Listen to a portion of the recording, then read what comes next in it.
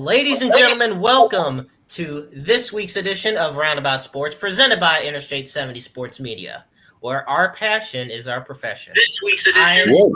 Whoa, wait, we got some feedback over there. We did. Yeah. Well, I am the maestro, Jeremy Carp, alongside the man that should have been the umpire for the Yankees-Cardinals series, Hollywood James Knox. Oh, man. See, you got me again. That was another good one. I got to keep thinking of them, though. That's where the challenge comes in. Poor Ed Hickox. And then he gets drilled, and, man, poor guy. You sure feel bad for him. Those days are the worst. He never got into it. It is. Man, I've had days like that. Let me tell you what. I'm not envious at all.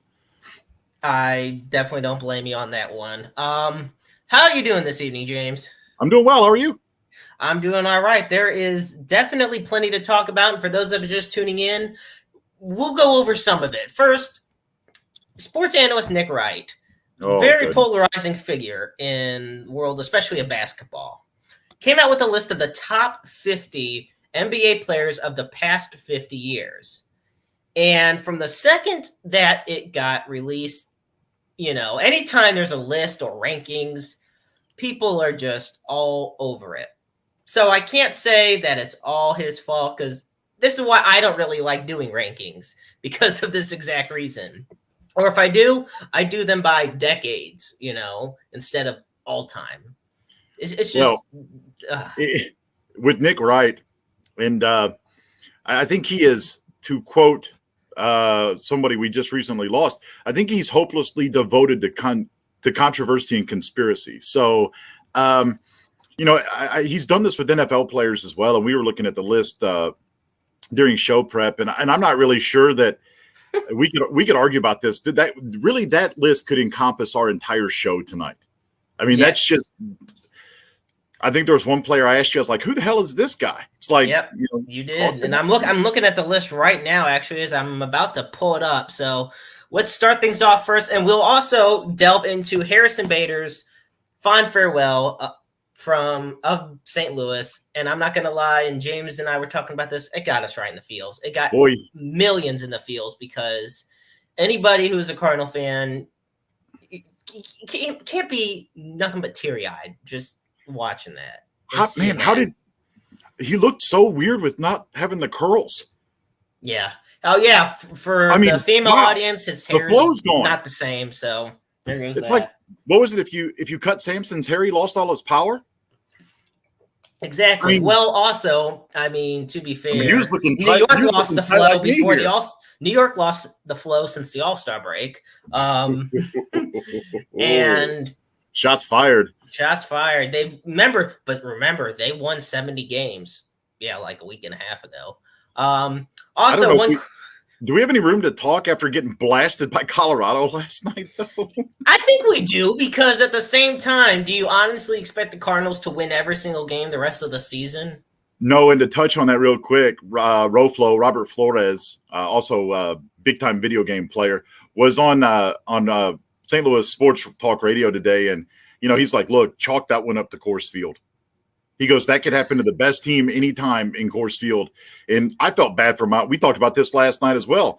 I felt terrible for Miles Michaelis. My God. You don't get out of the third inning. You give up 14 hits, 10 runs, a ball that TJ Crone hit that still maybe in orbit somewhere. I mean, to be a hitter in Coors Field. Yeah. But the thing of it is, at some point, you can't – and I was talking about this with a friend of mine as well a while back. You can't just go on that tangent, that argument of, it's Coors Field forever. Because at the end of the day, take a look at the Polo Grounds back in the day. You hit it to center field, Yadier Molina could get an inside the park home run.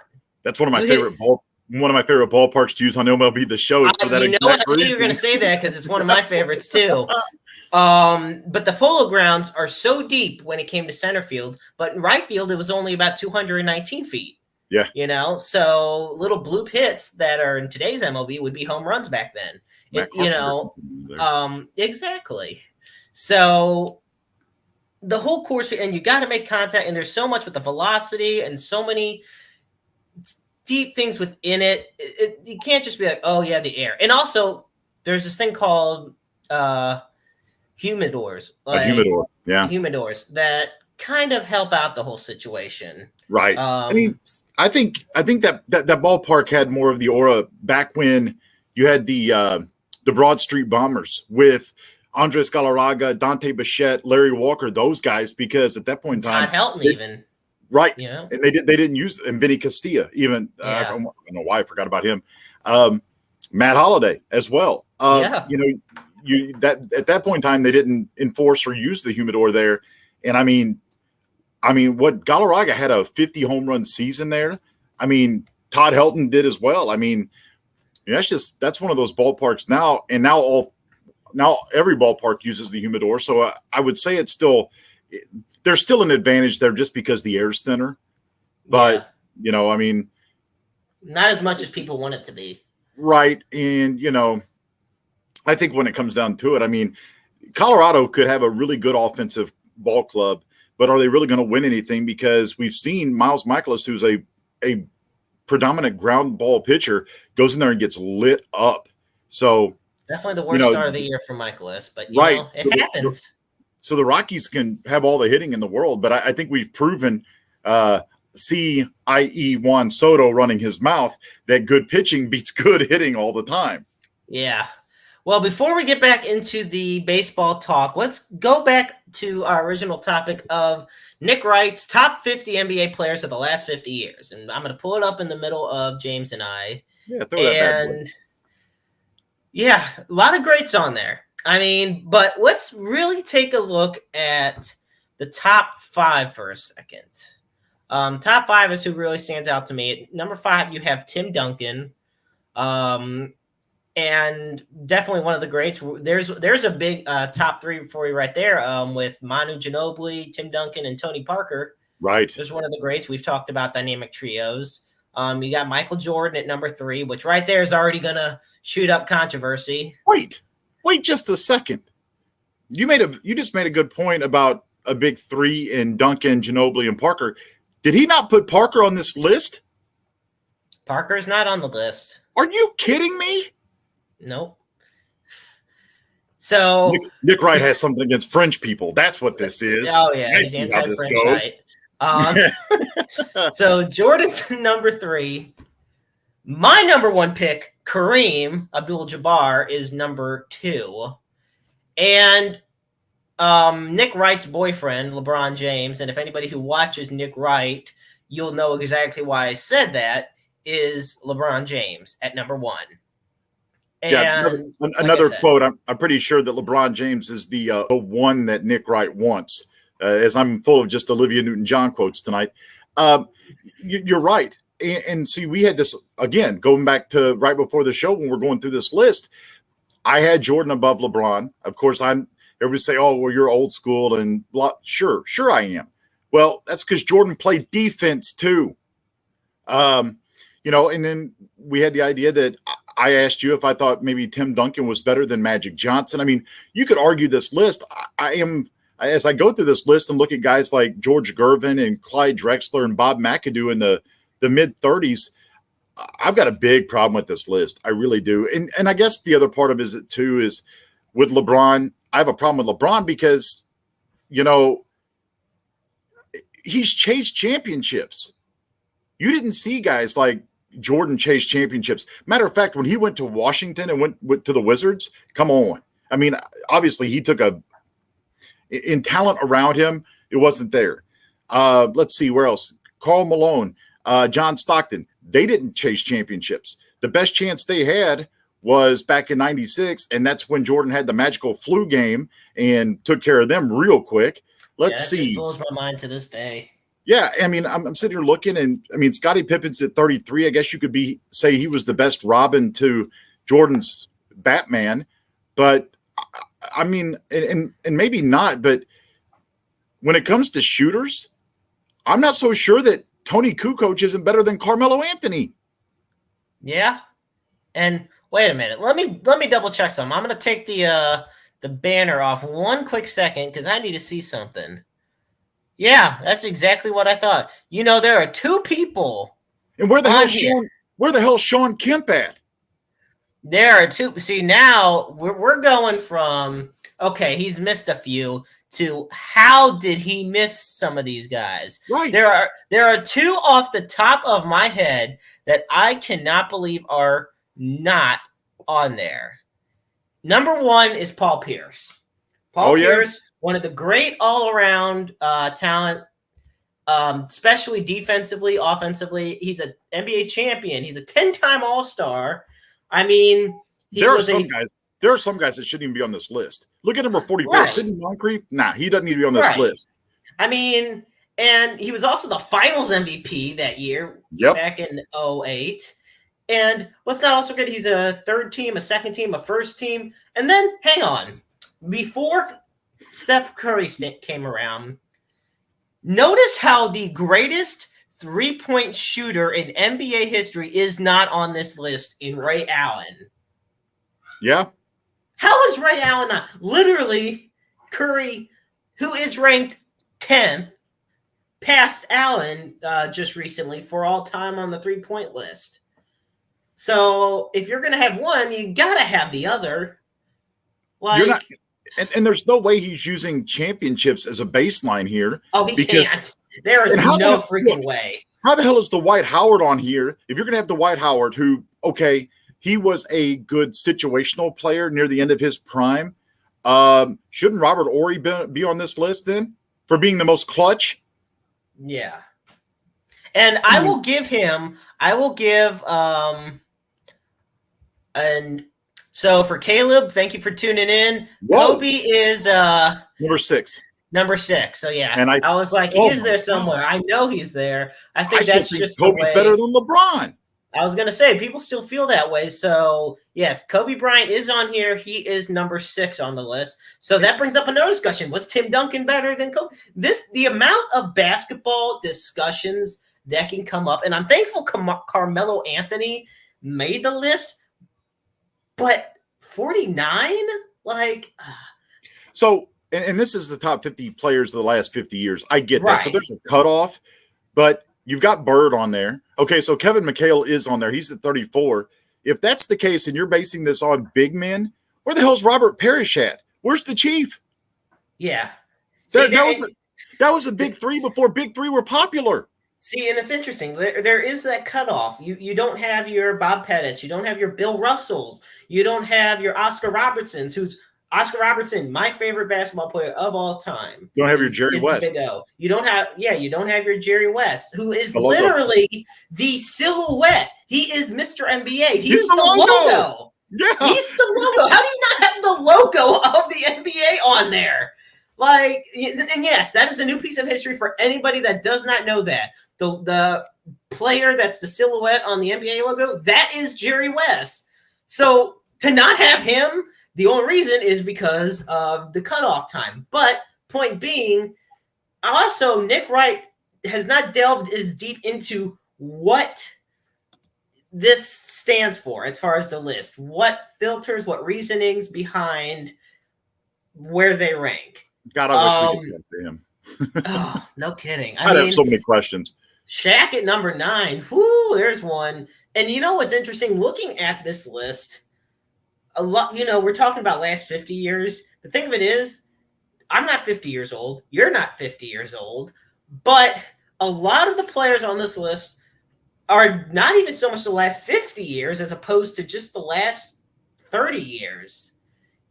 Guys that came around from right before I was born or right after I was born, and I grew up watching. Like I said, Shaq, Kobe, Duncan. I am glad that Iverson's on this list.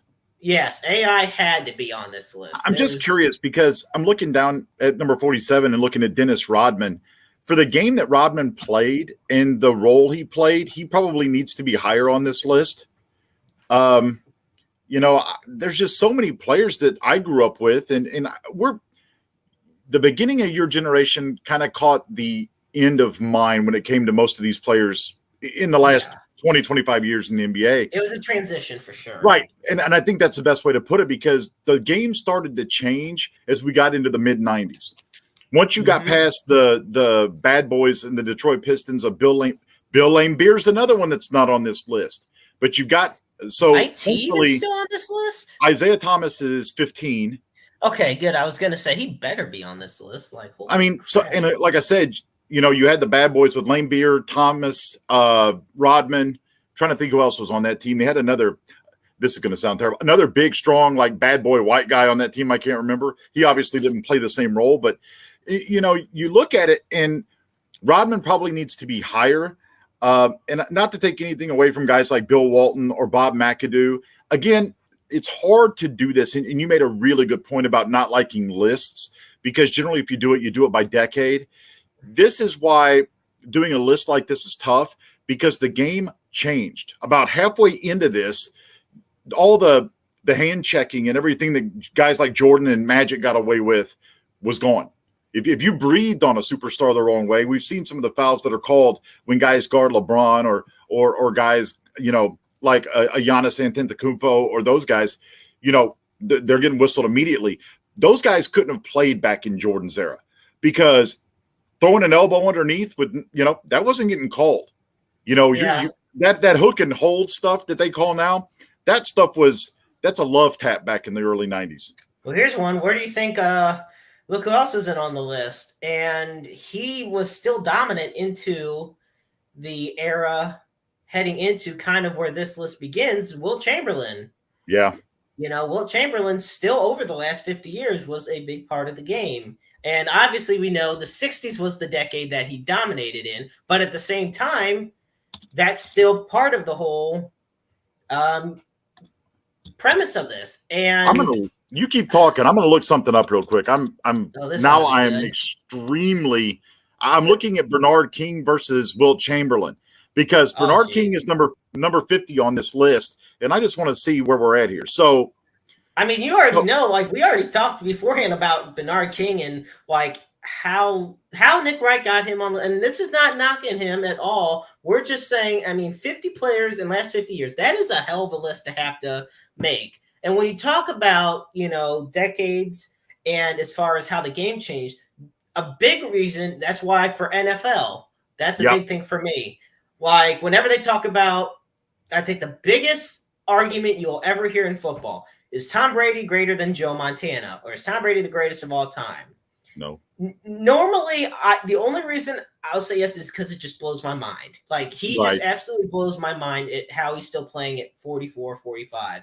But at the same time, the type of hits or lack thereof that Tom Brady experiences, look at him in the beginning of his career. There was a hit by, I believe, Troy Vincent that literally knocked his helmet off, and he got right back up.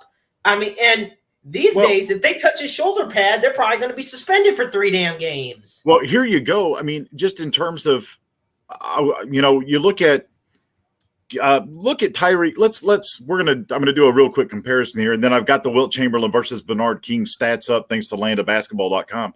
I mean, look at guys like Isaac Bruce versus Tyreek Hill. Isaac Bruce got his ribs broke on a really late hit in that NFC Championship game in '99 against the Buccaneers. Oh, yeah. And he got right back up, finished the game.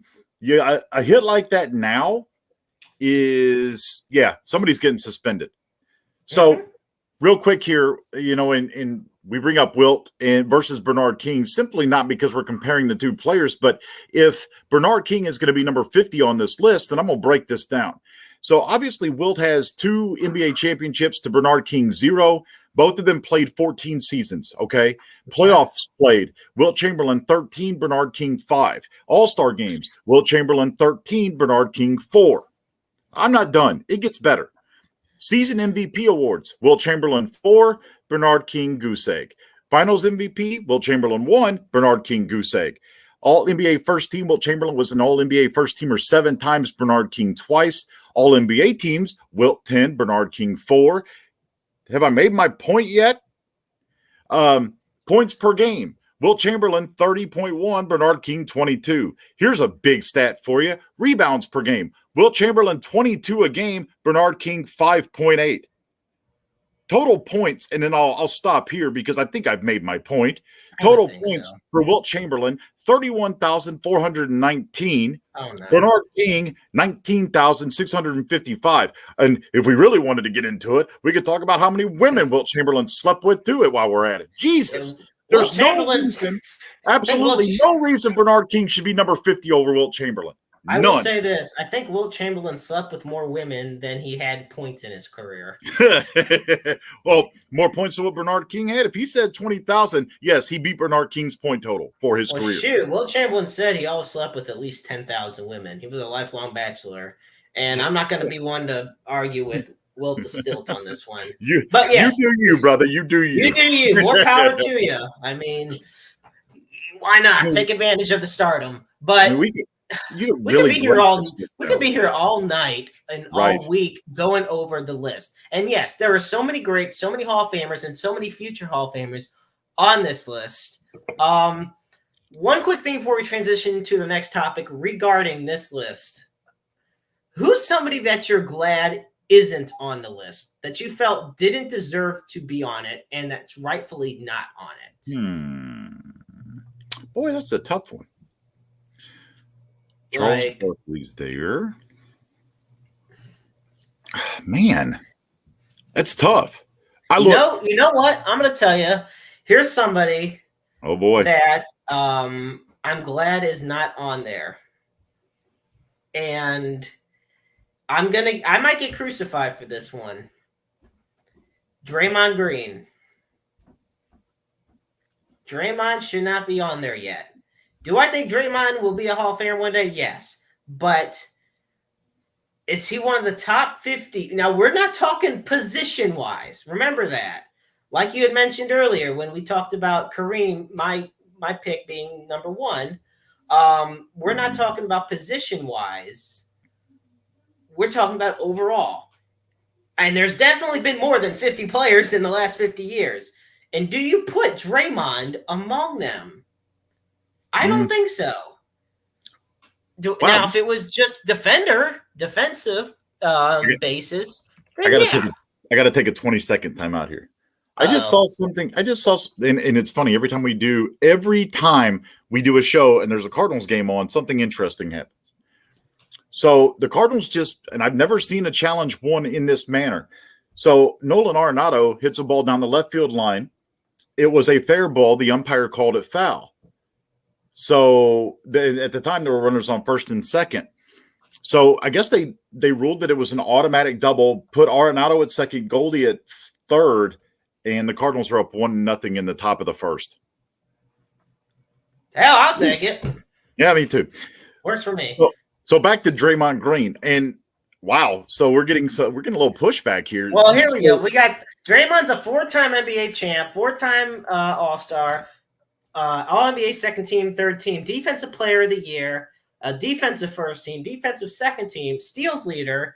I mean, like I said, he's not the type of guy to get you a lot of points, but he doesn't need to. He's the defensive lockdown force of the Golden State Warriors. Without him, like the trio of him, Clay, and Curry are why the Warriors have so many damn finals over these years. But you can't have one without – you can't have the other two without one of them.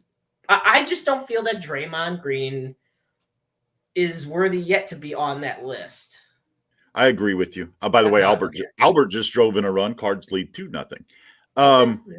So interesting comment by Jags History here saying Draymond should be in the dirtiest player Hall of Fame. So I put Draymond in that manner. He plays the same role that Dennis Rodman did. Because Rodman was dirty. Oh, boy, was Rodman dirty. He had no problem getting a handful, and I won't go any further than that. This is not the WWE, and I'm not Ric Flair. So, but, at one point in time, again, to steal another quote, Dennis Rodman was the dirtiest player in the game. And there's a reason why he's won NBA championships. There's a reason why he's on this list, because he played a role. If I'm Draymond Green, and this goes back to the Warriors-Grizzlies series this past season, and I'm a huge Grizzlies fan because I love Ja Morant. But, Draymond did a very good job in taking before Ja got hurt, helping take Ja off off his game and other guys off the game. So, Rodman did worse than that. Rodman did. Yeah, he did. Yeah, he did Hollywood. Yeah. And he went to North Korea. Well, he may be the only reason that they didn't try to bomb us. Right. But I mean, Dennis Rodman did a lot more than that. And Rodman was the kind of player that you needed at that time. Draymond fills that role. And when he has a great game, he'll score you 15, 20 points. It's almost like the goon in hockey. We obviously know the guys like Tony Twist, Kelly Chase, those guys that are pretty much out of the game. But you have a guy like Tom Wilson or somebody like a Ryan Reeves that not only can they, disrupt the game physically, but they can also put the puck in the net. Those are the kind of guys you need. They are role players, and every NBA player has one, whether or not they're as deep or as dirty or as physical as a Rodman or a Draymond Green or, just any other big man that can affect the game like that. I mean, there were times that Dwight Howard was like that. Shaq was like that early in his career when he played for the Magic, when it was him and Penny. Those guys, they are needed. Now, the NBA, I think Commissioner Silver would like to get rid of those guys. And we all know Draymond has had his fair share of technicals over the years, but he's the kind of player that, you're right, without him, the Warriors do not win the championships they've won. Yeah. Cardinals are trying to blow this game open, by the way. You know what? After losing 16-5, I would imagine so. Well, they have got Kyle Friedland on the ropes. He's thrown 22 pitches here in the top of the first. Cardinals lead 3-0 with runners on second and third. And they need to win, too, after the Brewers beating the Rays again today. Yes. Well, we are going to transition into our next piece of the agenda today, and it still involves basketball, but it's less about and that list, by the way, 50. To put a big bow on it, that list is bullshit. That's it. There you go. You heard it here first, folks. Had it. All right. I told you. You'd be like Mad Dog. We're going to talk about one of the top guys of the NBA today, one of the greatest scorers of all time. He was on that Kevin list. Durant. He was on that list, and deservedly so. But he has definitely been in the news lately for the wrong reason. No, he didn't go on a scandalous thing, but is he like Lamar Odom? Did he get caught face down in the bunny ranch with a pile of coke around him? No. Oh, did I miss something here? No. So basically, Kevin Durant gave an ultimatum this week to the Brooklyn Nets owner, and it was basically a mere them ultimatum against him or head coach of the Brooklyn Nets, Steve Nash. And this is the thing. That's not how it works, Kevin. That's just not how it works. You're not in charge, okay? They won't blow up the team or trade you, fire all the adults in the room because they didn't treat your tantrum like the biggest thing in history. This is what happens. If you left the Brooklyn Nets would move on. For better or worse, they would move on. The Ultimate Warrior tried holding up TV and pay-per-views back in the 80s and 90s with WWF. And Vince McMahon fired his ass. And basically, they can release you. They could trade you. But this diva attitude out of Durant is just the latest in the implosion of Brooklyn. And when we were talking before the show, we talked, and we've been talking during the show about this, about dynamic trios, big threes. That's the way it goes in the world of the NBA, the big threes.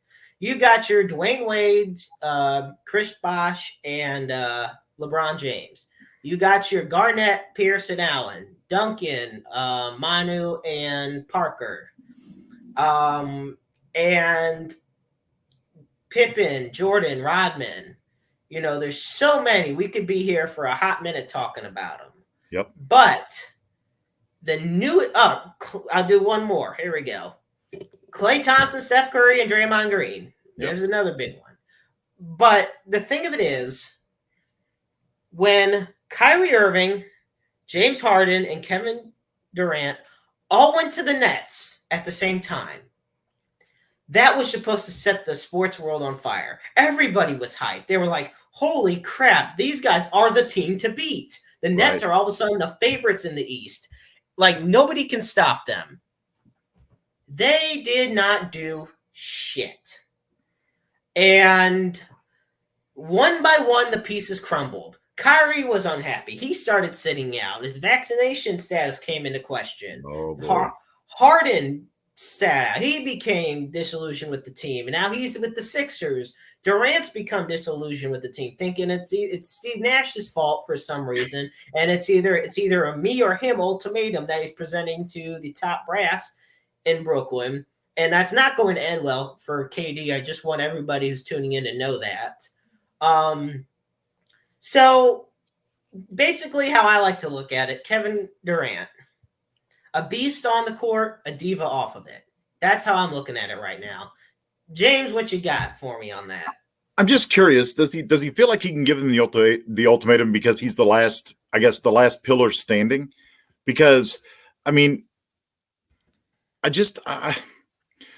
we talked about this whenever he was in Oklahoma City, when it was Harden, Westbrook, and Durant, and even beforehand before the team moved from Seattle, to Oklahoma City. I'm really not sure where I stand here. I get KD's point. I get his frustration. Maybe that's where I should put it. But I think his frustration is misplaced. I don't think it is. It's obviously not on Steve Nash. But when you've got enough just commotion and just too much infighting, because that's what it seemed like. Harden wasn't happy. Well, Harden's big ass come in out of shape. He wouldn't play defense. His shooting, that's true too. He didn't. Yeah, he wasn't playing any defense in Houston. His shot efficiency wasn't there. I mean, he was throwing up 25, 30 shots a night to score 30 points. Well, that's not efficient. You've got, like you said, with now I can't even think of his Kyrie. name. With Kyrie Irving, you had the vaccination stuff. That became a huge whirlwind. Hell, he couldn't play at home. He couldn't play in Canada. He got to the point where he couldn't play at all. And I mean, even when he got on the court, he didn't look good. And KD's just frustrated. Well, do you look at it being KD's fault, or do you look at it, well, we couldn't make things work around you? So my problem is this: is it the players that you put around KD that are a problem, or is KD the problem? Because the only common variable that's been there in all of these big three situations has been Kevin Durant. That is an interesting point. I mean, in a way, can it be both though? Because when you think about it, the problem with Kyrie, James Harden, and Kevin Durant, like I said, they are all future Hall of Famers. But the problem is they're not all team players. Well, there's not enough basketballs to go around. No, and that's the thing. So here's how I equate it. So Kevin Durant is the hot girl in the club, and everybody wants to be with her. I want to date her. You want to date her. This guy, everybody wants to a crack at her. Maybe that's not the best way to put that. So anyway, the point being is that every time he gets into a relationship with one of them, they end up leaving him. Something goes wrong. Well, he is the common denominator in all the relationships. So is it the ex that's the problem, or does he need to look in the mirror and realize you can't give ultimatums if you're the problem? You're not LeBron James, even though some will argue that you're the best player, all-around player in the NBA. I think Giannis is, but whatever. Again, another argument that could be had. Greek freak, but baby. You can't give ultimatums if you're not producing. If you go out and win the next 3 NBA championships, which we know is not going to happen, but if you were to win 3 championships in a row, or hell, even bring 1 to Brooklyn, and then he gives him that ultimatum, you have a little bit more leverage. Right now, you haven't done a damn thing except for you won an NBA championship when you chased it out to the West Coast with Curry, Clay, and Draymond. Yeah, and that's the big thing. We saw Golden State replace that production with Jordan Poole. So was Kevin Durant really the big key to winning?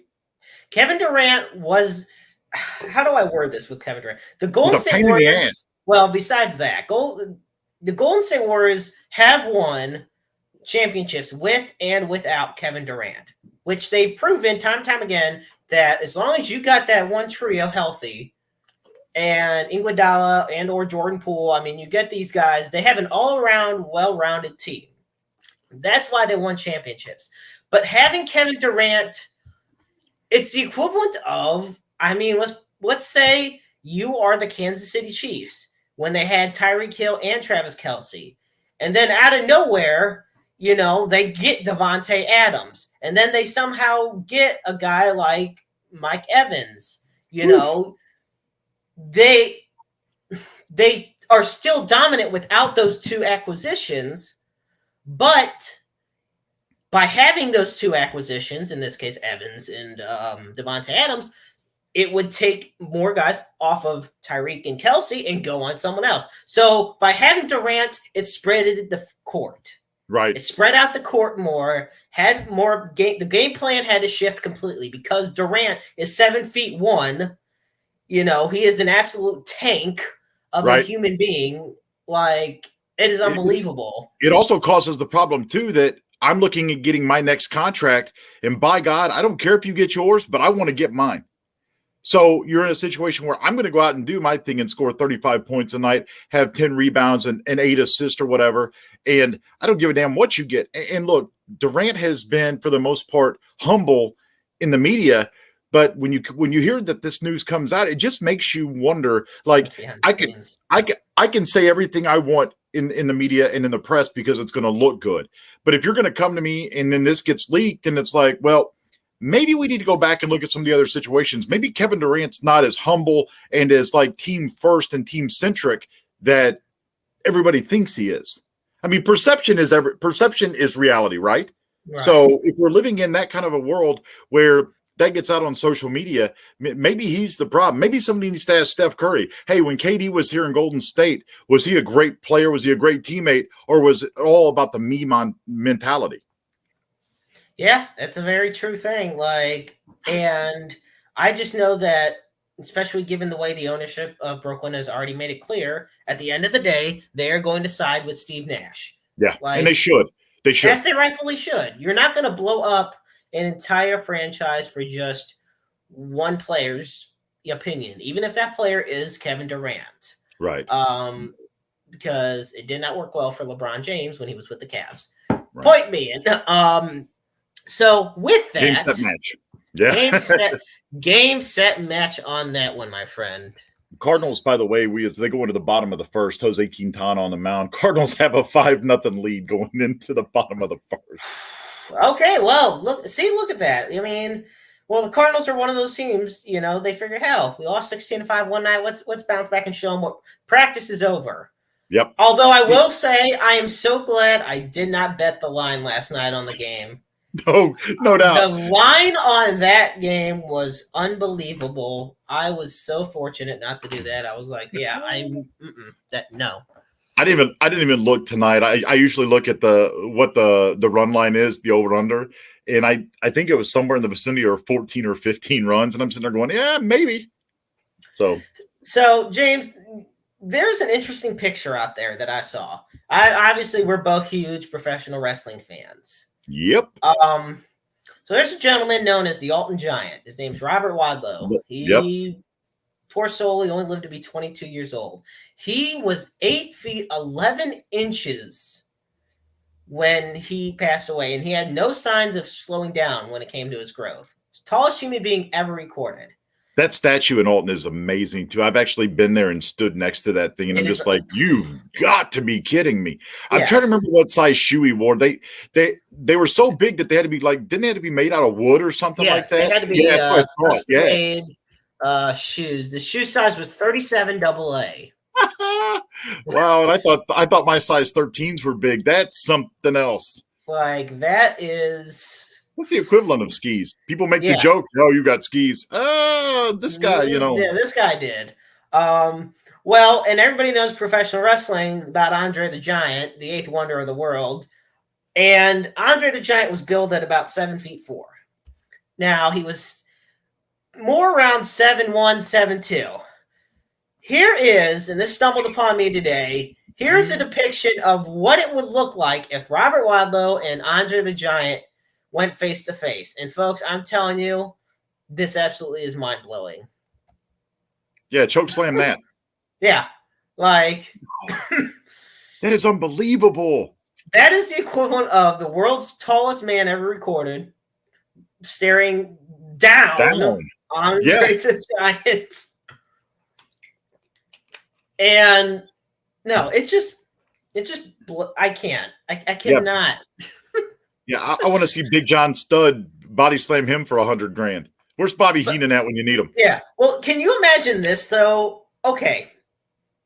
We see Andre the Giant in this picture.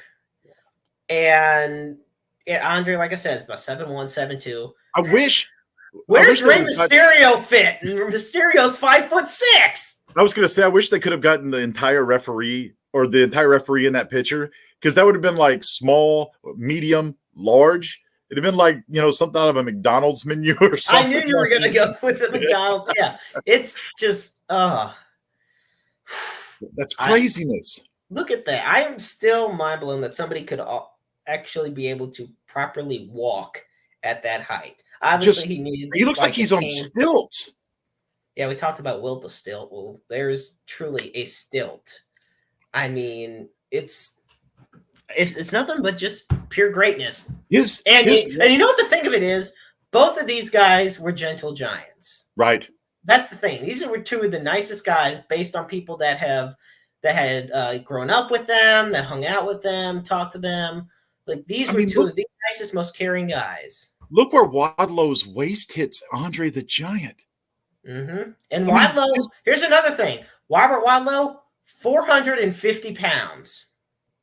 That's 450 pounds right there. Talk about carrying your weight well. Yeah, exactly. And Andre the Giant was about 520 pounds. And even then, honestly, for 520 pounds, he carries it well. I would agree. Like, they both, it's just, and what's so a shame is the fact that they passed away young. Yeah, unfortunately. Andre was 46, and Wadlow was 22, and I believe what had happened is there was an infection on his foot, and it just. Oh, yeah.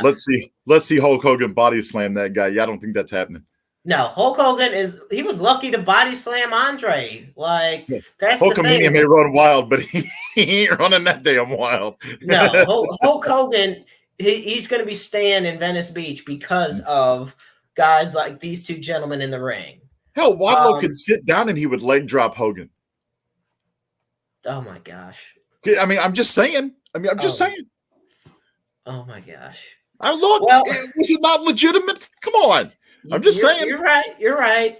Well, thank you, folks, for those just tuning in. Thank you for tuning into Interstate 70 Sports Media's newest episode of Roundabout Sports. I am the maestro Jeremy Carp, alongside Hollywood James Knox. And did I get you flustered over there? It's that comment about the leg drop that's getting me, man. I'm telling you. I am the Mad Dog Chris Russo of this show. I really am. That's what it's become. So with the Mad Dog Chris Russo, I'm gonna tell you there's one thing I want to ask your opinion on this. So we're underway in the Triple H era in WWE. Yes, and I'm telling you right now that here you go. Look at this. Jags history right there says, let's see Hulk Hogan body slam that guy. Yep. Great minds think alike. Absolutely. Apparently so. But anyway, going on about the Triple H era in WWE, how's the Cardinals looking right now? It's 5-0. I was looking over. The Rockies have runners on first and second with 2 outs. Yeah. But this home plate, don't say it, James. Shut up. Yep, come on. I'm not going to do it. You got. I know. I'm telling you not to. I'm helping you restrain yourself. I have to watch what I say. Yeah.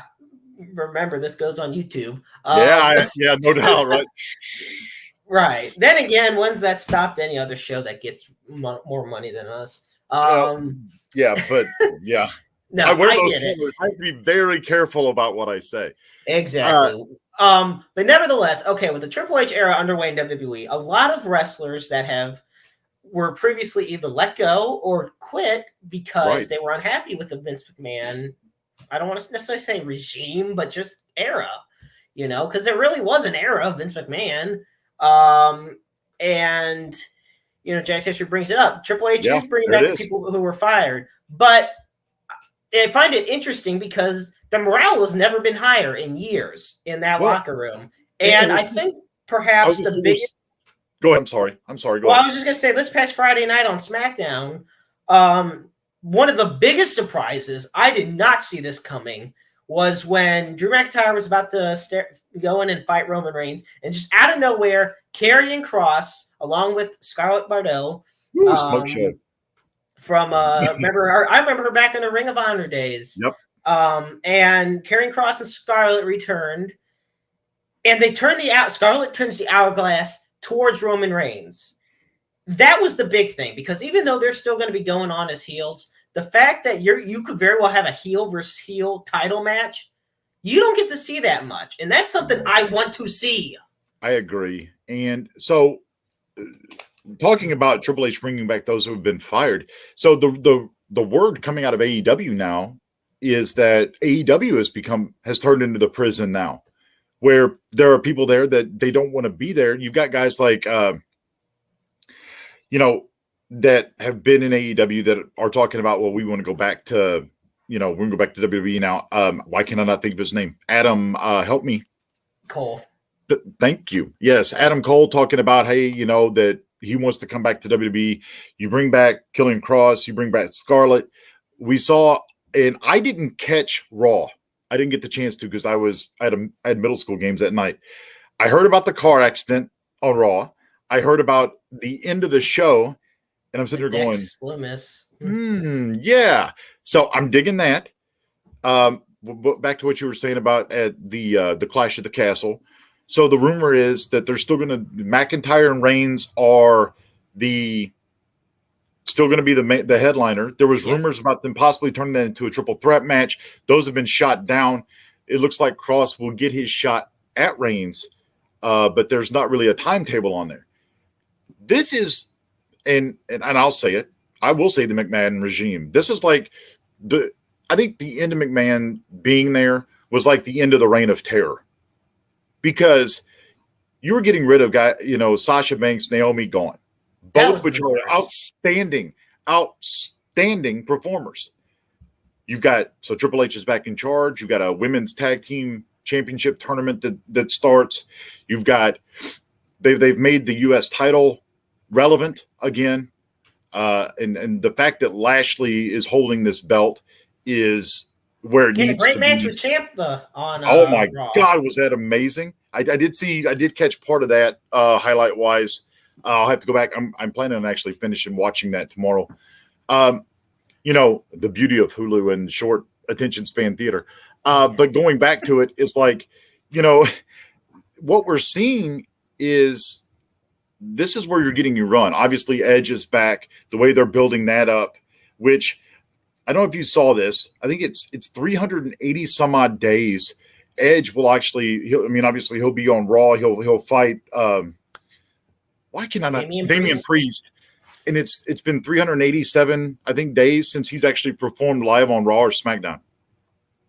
I believe it's been SmackDown. Because all of his matches have been on pay-per-view. Yeah, they did. I did see that part as well. Jack's history again with the chime there. They also mentioned DIY on Raw, which I thought was interesting. So that makes me kind of think that, and look, Triple H and Gargano were close. So are we at the point where you're going to bring them back?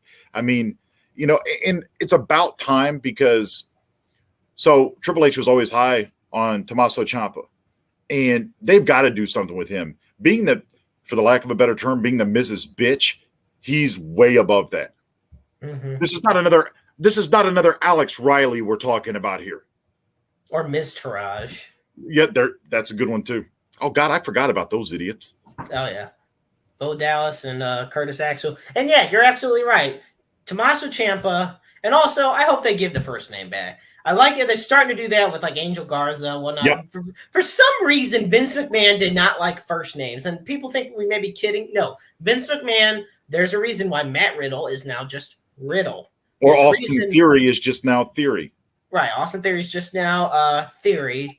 There is Mustafa Ali, who is just Ali. Like there's no point to it. apparently Triple H has been in contact too, and they're gonna change T-Bar, his character, back. Yes, they're gonna change T-Bar's character. Which again, I mean, and don't ask me to pronounce his last name because it ain't happening. But I mean, and I saw that comment there, and I saw that as well, that Triple H made Shawn Michaels keep in contact with Johnny Gargano, which, look, obviously Shawn running NXT now, and okay, so DX is running WWE. So, you know, I mean, which, and back in 2006 was a bad thing, but in 2022, we'll take it. Well, back in 1997, you could get away with all that. So that's the other thing. Raw's gotten away from the PG. Now you're back to that. All of WWE has. Right. Well, and SmackDown was teetering on the edge with some of the language anyway. But I mean, Fox has they've kind of encouraged, hey, get a little bit more racy. It's Friday night. I mean, you know, remember back, here we go. I'm going to date myself. It seems like I do this every damn show. You know, back in the late 90s, when you had the Monday Night Wars, like USA wanted the racy stuff.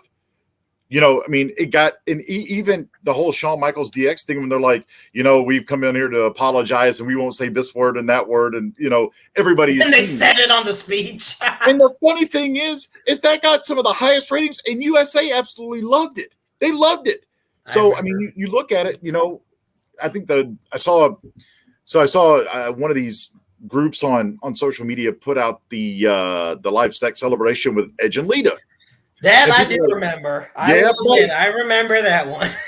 Everybody's like, "Oh, you've got to be kidding me! This is a show that's built towards family entertainment." Hold on. That's how families are made. I'm done. Yeah, sure. I'm done. Look, it's either the birds or the bees in that, or Edge and Lita. I mean, come on. Well, so, but I mean, that's the kind of stuff, and I think that was really the last real racy thing that we saw. But hell, go back to the 90s, whenever you had, you know, The Undertaker kidnapping Stephanie, and then we find out that her own father's behind it was messed up. Or the night that, you know, Austin was out on the bridge and The Rock threw the smoking skull belt over Austin over the bridge. That's where I was going. And then he ends up chucking Austin. Or even the one that USA was not a big fan of. You know, let's not all forget that, you know, Brian Pillman and Stone Cold Steve Austin, when Austin busted, in Covington, Kentucky, and now, you know, in Pillman's real home with his real wife there and everything else, you know, after Pillman had the ankle injury, you know, yeah, sure, USA didn't care for that, but they also didn't mind the ratings that brought in, because we all wanted to know what happened. Like, I remember back in those days, we don't have the rap sheets. We don't have the Dave Meltzers of the world that we have now. Nobody could go online and figure out what really happened or if it was real or not. You're all sitting there waiting until, you know, at this point in time, it was 9 Eastern, or 9 Eastern, 8 Central, because at that point in time, Raw was only a 2-hour show. You're all like, oh my God, we got to see what happened. Triple H and them, I think, oh God. Yeah, I'm going to just put this one on here because for all the ones that are done right, let's keep in mind, there is such a thing as suggestive programming done wrong. This is the one right here that Jack's History just shared with us. The Katie Vick story, where basically, to give you all the Spark Notes skimmy version of this, Triple H accused Kane of necrophilia and proceeded to dress up as Kane and have sex with a mannequin in a coffin. 2003 was a bad year, and I don't care what anybody says. Because they used the ground beef of her as her brains and said that Triple H screwed her brains. You know what? You know what's bad about that, Jeremy, is I actually enjoyed that storyline. That just shows you what kind of a sick individual I am. Look, for me, when I was growing up, there was the live sex celebration. I'm crying.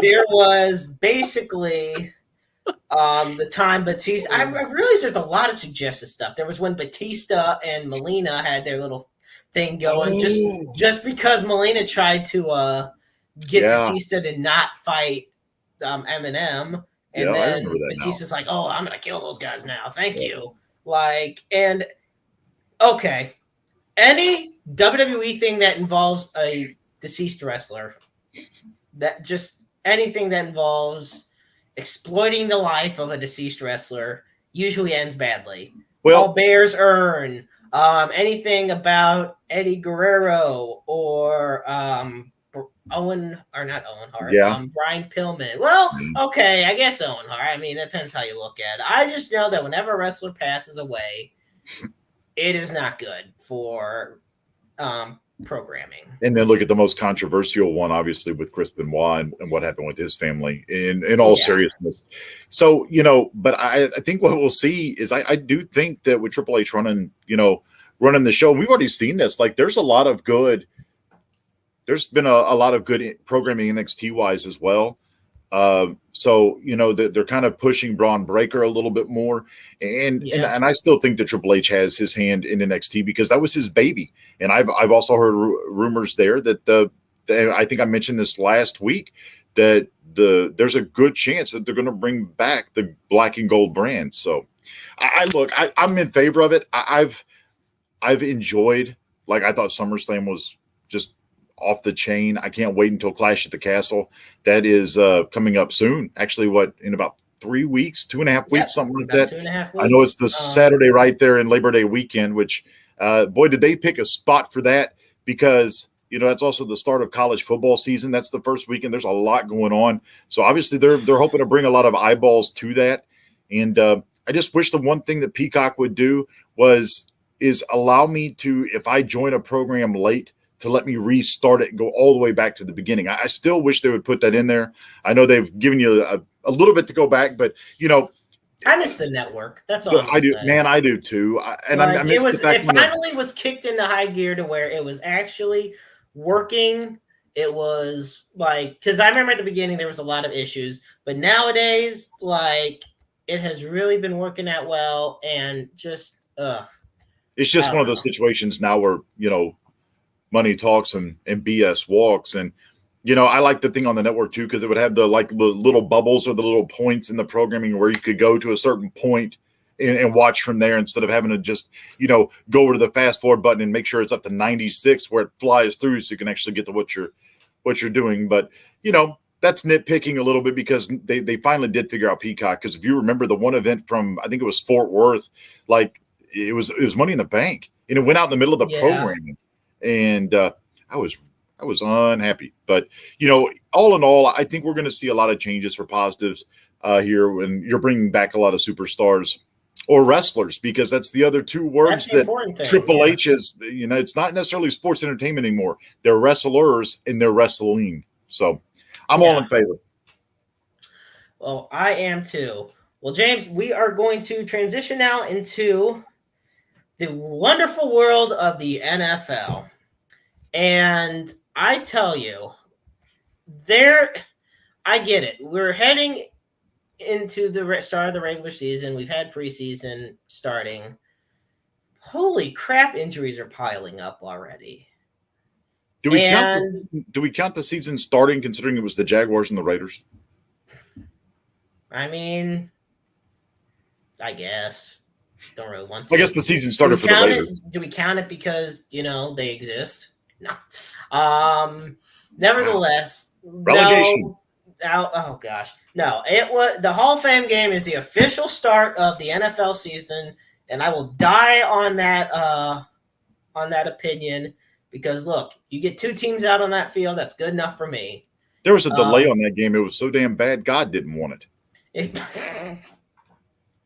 I'm done. I'm done. I'm retiring. I'm retiring early. Where did this NFL news? Did you see the newest news that come out today that the Browns are expecting Deshaun Watson to take snaps against the Jaguars this week? Well, he's going to, because you can still take snaps when you're suspended. He's not suspended. Well, now that's there you go. Even more of a reason. You can't say. Did you hear the newest remarks from Roger Goodell? Oh yeah, he's going for the predatory behavior. Boy, that's some heavy stuff right there, man. Especially a guy that works for Jerry Jones and Robert Kraft. Okay, yeah, pot calling the kettle black. Look, like I said last week, Roger Goodell works for the owners. He's their puppet. Yep. And as we've said on shows in the past, these four commissioners in the big four pro sports are doing an amazing job competing to see who's the worst at what they do. You know, everybody used to hate Gary Bettman from the NHL. He may be the most likable now. Or at least the least hateable. Well, yeah, right. The lesser you know of the, why? the lesser I think it both. changed when he stopped trying to Americanize the game. When he's like, okay, Canada first when he sent the Thrashers back to Winnipeg. That was a big thing. Right. And I do think during COVID when they had the All Canada division, that was pretty cool. That was pretty cool. I do like that. Like although like I said, every draft, any commissioner will get booed. It doesn't matter. NBA draft, Adam Silver gets booed. NHL draft, Bettman gets booed. NFL draft, Roger Goodell gets booed the hell out of the building. And MLB draft, nobody cares, so Rob Manfred doesn't even show up. Does he even? So anyway, did you see where Gary Bettman when they had the draft this past year in Montreal, and of course he's speaking French, and and they started booing him. He's like, all right, come on, bring it on. Like he's like asking ready for it. Well, Goodell does too, yeah, but Goodell's an ass. I don't think he has a sense of humor. No, he doesn't. Well, here's something. So we were talking about with the start of the NFL season, and one of the big injuries that happened already was Ryan Jensen of the Tampa Bay Buccaneers, their starting center, their star center, their star offensive lineman. I mean, so then they go ahead and today at practice, their other center goes down. Thankfully, it was just cramps. Yeah, not the knee injury they thought. Yeah, that's where I was. That's exactly Robert where I was with that. Hainsey. Yep. But yeah, everybody was so worried that he got hurt. Then you got guys like and I'm gonna probably struggle pronouncing his first name, but I know who I'm talking about. Mekhi Becton of the New York Jets. Mekhi Becton. Mekhi Becton. See, I knew I'd get it at some way. But Mekhi Becton, who all the talent in the world, but he already suffered a season-ending injury in week 1 last year. Yeah, and he goes out and fractures his kneecap. Now he fractures his kneecap. Wow. Before preseason even starts. And he's out. We don't even know when next year he'd be back. People don't realize, especially when you're, a 300-pound offensive lineman, fracturing your kneecap is not exactly the most recoverable injury. Right.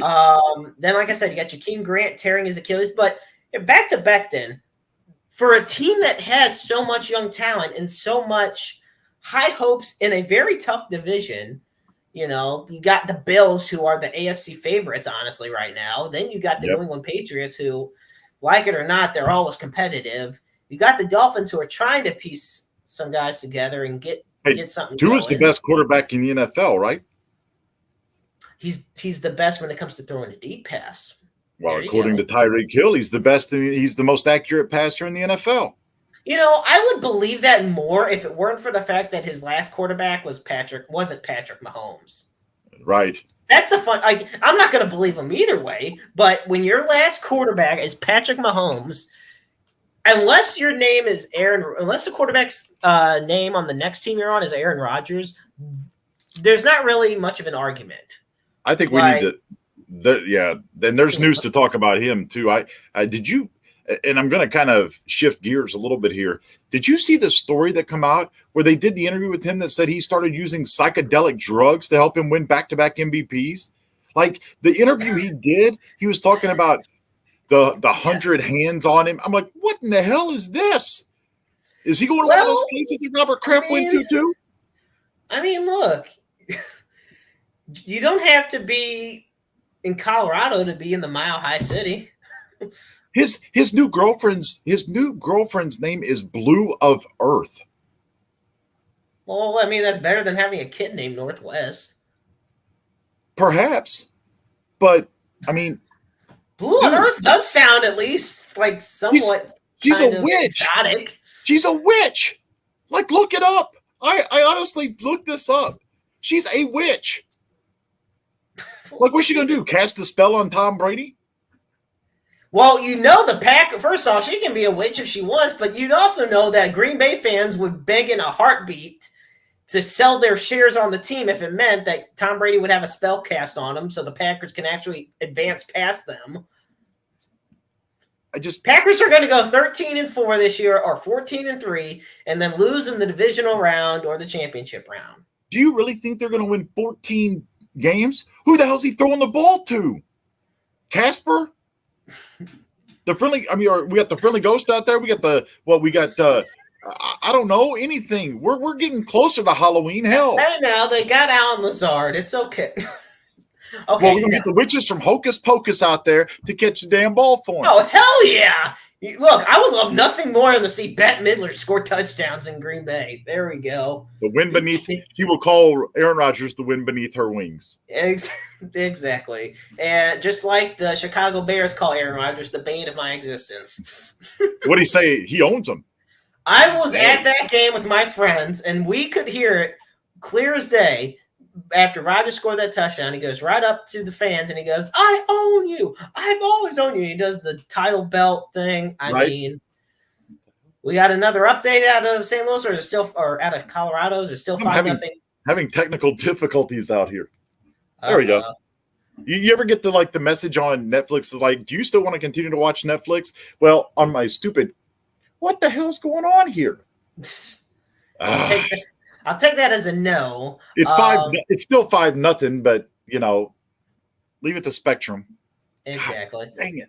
I know that happens. Anyway, yeah, frustration. No, back to the whole thing of the injuries, and first we got to get back. We'll go to the psychedelic drugs. Look, I guess it's a good thing he didn't smoke weed because, heaven forbid, he'd be out 78 games like Josh Gordon has. Yep.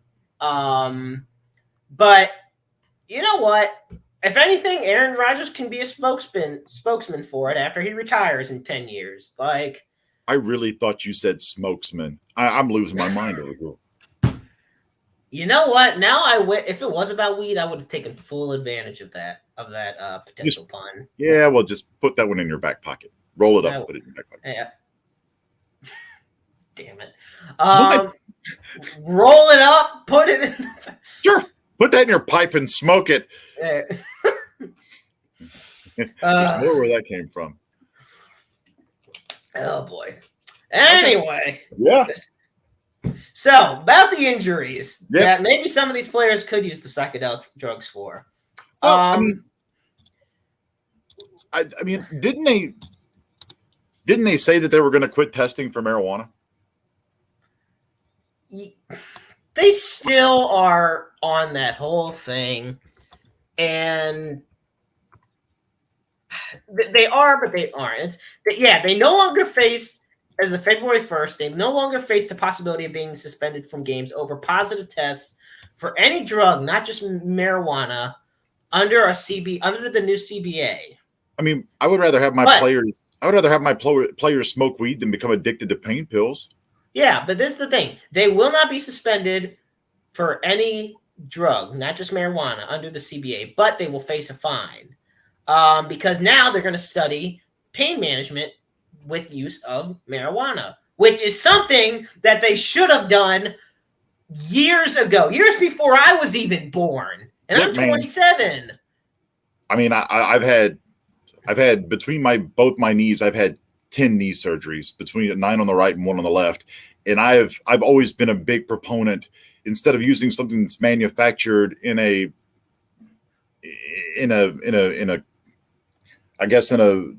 warehouse or a pharmacy or whatever.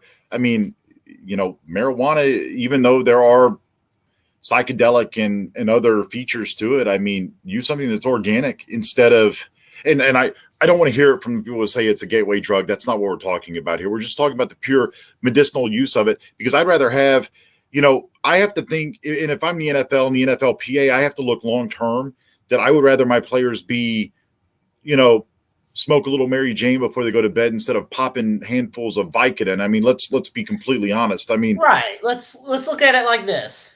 One has why do Coke when you can go smoke? See? It may not be the same. It may not be the same message Nancy Reagan said in the 80s, but kind of in the ballpark. But, well, I mean, you're right. I mean, you look at guys like Ricky Williams. Remember the running back that? Oh yeah, Ricky Williams, drafted all by the Saints, talent right played there. for Played for the Saints and the Dolphins. Right, come out of the University of Texas, and he has started his own medicinal marijuana business now. And it's guys like that. And we talk about it. We've seen it, unfortunately, with guys like Junior Seau. Who was it? Demarius Thomas that had CT as well. I know, and talk about somebody who died way too young. I mean, both of them, even in the case of Junior Seau, the Hall of Fame linebacker from the San Diego Chargers. That's where I remember him from. That's where he made his mark before going on to the Dolphins. How would medicinal marijuana help them instead of wanting to commit suicide? Maybe, hell, we use it for dogs and animals and stuff, and for people now for anxiety issues. It's no different. So I would rather go that route. And of course that sounds like that's what they're doing than, popping handfuls of some manufactured pill out of some company and, that's regulated by big pharma, that's good. Anyway, that's a conversation for another time, but I think it fits here as well. Yeah. And, and I think that's a big reason that they put it in the new CBA, because every time a player had gotten suspended, whether it be 4 games, 6 games, 8, however many, based on marijuana use or any recreational drug that is not necessarily illegal in certain states and whatnot. Right. Everybody would just have an outrage over it. The players would have an outrage. The executives of the NFLPA would be outraged. Fans obviously would be outraged. Yep. Well, and it just came to a point where something. It also made it harder to regulate too, because once Colorado made it legal, and then Washington, Oregon made it legal, then Illinois. I mean, okay, so it's no different than well, never mind. I won't go there. But with certain laws where you can, let's just put it this way: you can carry in one state and you couldn't carry in the other, and it's too hard to regulate. So just make it a big generalized across the board. Make it legal, or So no, I totally get it. That. Oh yeah, here's another. Before we get back on the topic of some of the things going on in the NFL right now, here's one of the brightest rookies we got here, Aiden Hutchinson. So Hard Knocks, for those that don't know, is basically a docu-series following the life or the lifetimes of an NFL team. This year, it is the Detroit Lions, who, in my opinion, have a top 5 coach, and I don't care. And I'm not even talking like I love Dan Campbell. Bite your kneecaps. I love Dan Campbell, coach of the Lions. He is great. And it's weird. You want to talk about dating yourself? Okay, I remember when he played for the Lions. I do too. I remember his card. Yeah, he was a tight end. I remember his football card and everything. It is, time does fly. That's the weird thing when the players start coaching. But no, anyway, and Becton is not the only notable injury, but it's definitely the most probably significant at the moment. Like I said, we've got Marquise Brown. I would say while you're finding that, did you watch Hard Knocks last night? I did not get a chance to yet. Other than Aiden Hutchinson singing, that was the most boring hour of Hard Knocks I've ever watched. Oh God! It didn't do anything for me. I loved it the year that the Rams and Chargers were on there. I kind of wish they'd have picked another team. I understand why. I do too, and I like the one they did last year in season with the Colts. But I don't know. I mean, it didn't. It's the Lions. I mean, I saw Jared Goff on the one with the Rams and the Chargers. We all know he has a hot girlfriend, all this other stuff. Unless you're going to showcase Dan Campbell, which I'm all for, it's got to get better. Because if not, I think HBO is probably going to just be like, look, we got to figure out another team to use here because it was rough. Right. And, speaking of, rough, just take a look at the Denver Broncos here. They have some of the most, unfortunately, rough injuries you've had to deal with at this moment. None bigger than Tim Patrick. Yeah. And with Russell Wilson having this plethora of weapons at his arsenal, like Jerry Jeudy, Cortland Sutton, Tim Patrick, and then you got Melvin Gordon and Javonte Williams in the backfield. But Tim Patrick was that guy that really was underrated and still had a phenomenal 2021. He's one of the key pieces of that offense that's really looking on the up and up. Losing him is big. You go to guys like and even Melvin Gordon's hurt. Ronald Darby's hurt. Well, KJ Hamler's hurt, another wide receiver. And with the injuries that Denver has in their backfield as well, they've been linked to New England had come out earlier in the week and said that they would listen to talks and listen to trade offers for their running back, Damian Harris, the former Alabama standout. And Denver's been linked to trying to possibly lure him away from New England as well. It could happen. And then here's an interesting one. This one's also sad. Jordan Matthews, wide receiver turned tight end.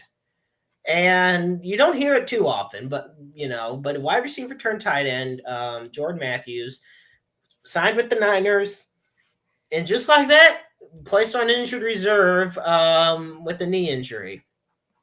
August 4th was when that had happened for him. Seahawks got just an unbelievable amount of injuries they're dealing with, including Gabe Jackson, Artie Burns, Ryan Neal, Tyreek Smith. We already know what's going on with Tampa Bay. Ryan Jensen is they're going to determine – they're not for sure if he's out the entire year, but they're going to go determine it. Robert Woods, he's still recovering on the Titans. He's still recovering from his ACL tear. Yep, Bobby Trees. Bobby Trees. Chase Young's out on the Commanders. Tyler Larson's out. Logan Thomas is out. I know it's early. We're not, like I said, we're not even, aside from the Hall of Fame game, we're not even in week 1 yet. Right. And we start tomorrow with the Giants at Patriots and Titans at Ravens. But look at what's already happening, James. I don't think people say, they talk about ways to make NFL safer. But the thing of it is, injuries are going to happen one way or another. And most of them will just happen by a freak accident. You cannot prevent injuries from happening. It's no different than the NHL preseason. And they get into their games quicker. But where would you think that these athletes would be in better shape? And I know that, I just don't. I know some of them are fluke, and obviously doing some of these drills and stuff in camp. But, for the most part, this isn't like the camps that Dick Vermeil used to run where you would have 2-3 a days and you're just banging heads all day long. A lot of these are non-contact injuries, and those are the injuries, unfortunately, that we're seeing that are putting out some of these big stars for like a wide receiver and Tim Patrick out for the year. You go back to the Super Bowl and with OBJ, he goes down and, just trying to make a simple cut, and tears his ACL, and he's cooked, and there's no telling when he'll be back on the field. So, that's what we're seeing. A lot of these are non-contact, but unfortunately they're ligament and tendon issues. And look, I know that you're supposed to be an athlete and be in great shape, but those are the injuries that will put you out for the entire year. Absolutely. Folks, thank you for tuning in to Roundabout Sports, presented by Interstate 70 Sports Media. Once again, I am the maestro, Jeremy Karp, alongside Hollywood James Knox. Be sure to advertise with us on I-70 Sports Media. You can send either James or myself a message. If you have any interest, we would love to have you a part of our team. And you can find us on Facebook at Interstate 70 Sports Media, at Roundabout Sports. James is also the host of the Strike Zone, which you can find on Roundabout or on Interstate 70 Sports Media on our YouTube page. And let me take you back. We're going to turn the clock back now as we get to our featured story. So we're going to flash it back to 2015. A young man out of Bronxville, New York, was selected by the St. Louis Cardinals in the third round of the 2015 draft. And, he was a right-handed thrower, right-handed batter. Had a lot of flash to him. He became the 11th player in his college history to record over 20 homers, over 100 RBIs, and over 30 steals in his career. Flash forward all those years later, and he became a star on the Cardinals, named Harrison Bader. And fans fell in love with him as time went on.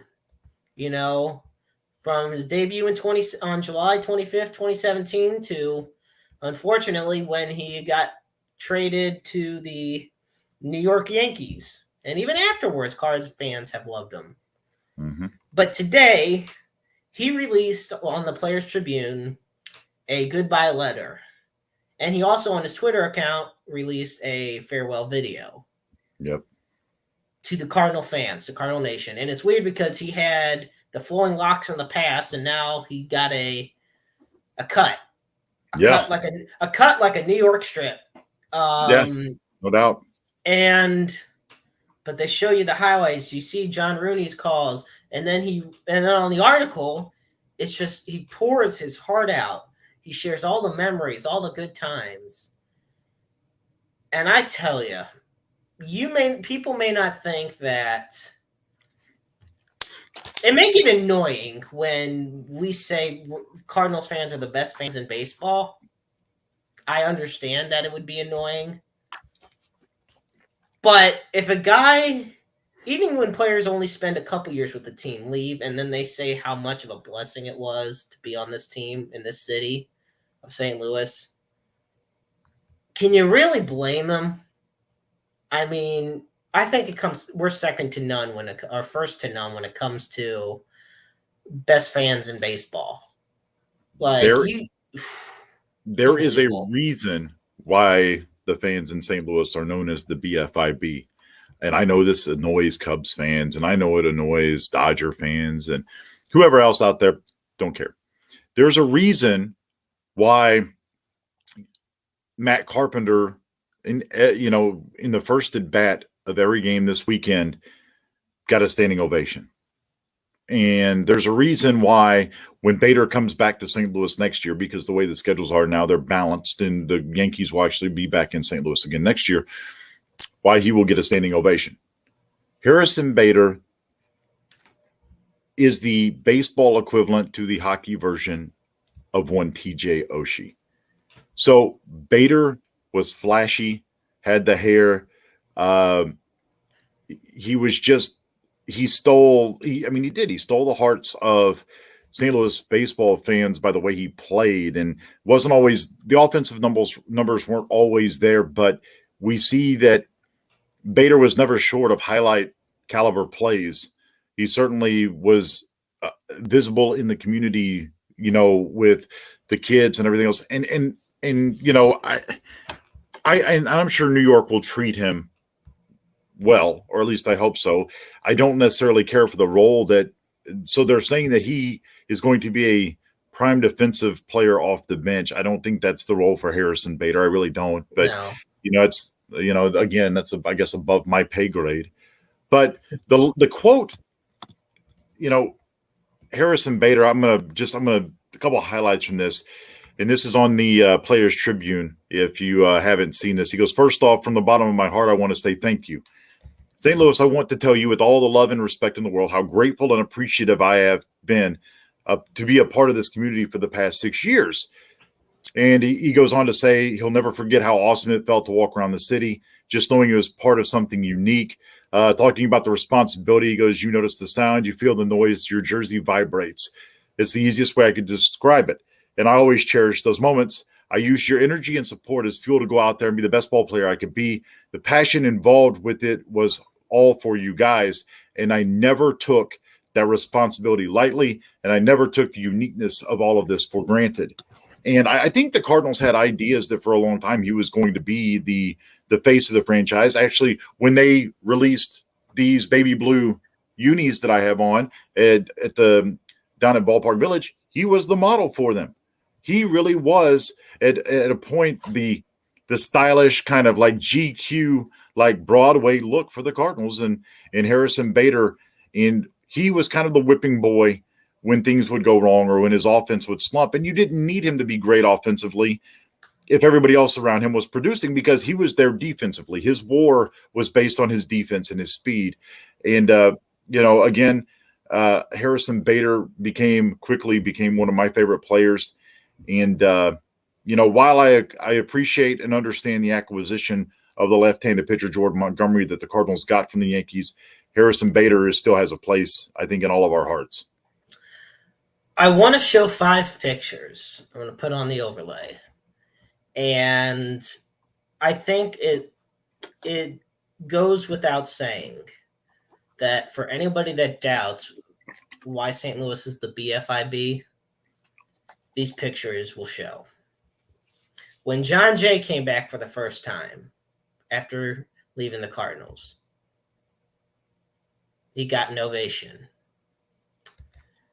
When Stephen Piscotty came back for the first time after leaving the Cardinals, and mind you, before I show this picture, they traded him because his mom lived in Oakland. Right. And they wanted him to be closer to his mom, who had ALS. Yep. Or there's Colton Wong. So I'm gonna show the one. This is when Colton Wong came back. So there's that one. Here's the one where Matt Carpenter just last week came back. Yep. And you already know the ovation he got. I think it goes without saying, there was this guy that he played a little bit on the Angels, but he got a nice ovation. Albert Pujols. After all those years, the first time he came back to St. Louis. Yeah, that's almost a crime that MLB did not schedule that to happen sooner. That is a legitimate crime, but I think it also made the moment even more special. I'll say that. And here's one that I had the pleasure of being there for. And it was when David Freese came back with the Pirates for the first time. Yep. I remember that. And they gave him such a big ovation, tipped his cap, got a hug from Yachty. I mean, and like I said, I will find I know I have the picture of Piscotty as well, and I'll pull that up soon. Yeah, that was a huge ovation. That was a huge roar when he came back. He was at that game. Yeah, and it was definitely an emotional thing because with all of them, it's just. But I mean, look at. We see this not only with baseball, we see it with hockey when Backus came back and Oshie came back and those guys. But you look at Skip Schumacher, who's on the Cardinals staff now. The first time he came back, like the stadium was shaking. And I mean, this is. By the way, it's there part. It is. And there's Piscotty right there. There's Piscotty when he came back with the A's, when he came back to Busch Stadium, and once again, crowds on their feet giving him an ovation. Like, it does not matter what team you go to. It doesn't matter. When you're a Cardinal, you are a Cardinal for life. And that's the thing I love most about this team is that one way or another, like. Even if you're playing for a rival, like when Jim Edmonds was with the Cubs, and the first time he came back to St. Louis, he got a standing ovation. I was there with that one as well back in 2008. Scott Rowland with the Reds. Yeah.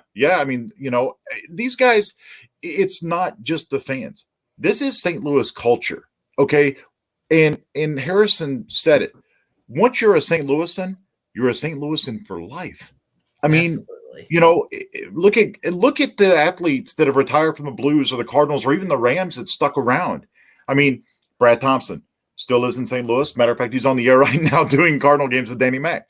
Jamie Rivers played for the Blues. He's on 101 ESPN. You've got guys, hell, even Isaac Bruce, who played for the Rams when they were in St. Louis. He's Isaac Bruce Foundation. Right. There you go. You know?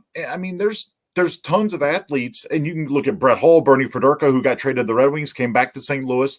Look at guys like Ricky Horton, who still lives in the area. I mean, it's not. So you hear all the bad stuff that happens in St. Louis, whether it's crime, whether it's this or that. St. Louis is a close-knit community. I don't care the other stuff. Take the other stuff out of it. I mean, once you look, I grew up in Granite City, which obviously Jeremy is right across the river from St. Louis. I grew up there, and a big piece of me is still there. I mean, that's home to me. Whenever I come back to visit for a Cardinals game or a Blues game or whatnot, look, you see the arch and you get that feeling.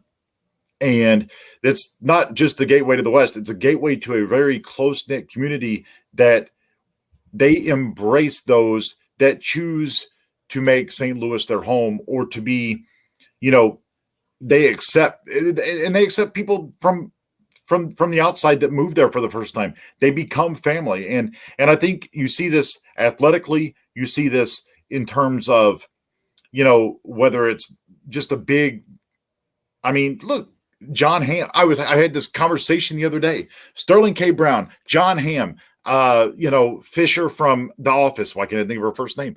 But those are big time athletes.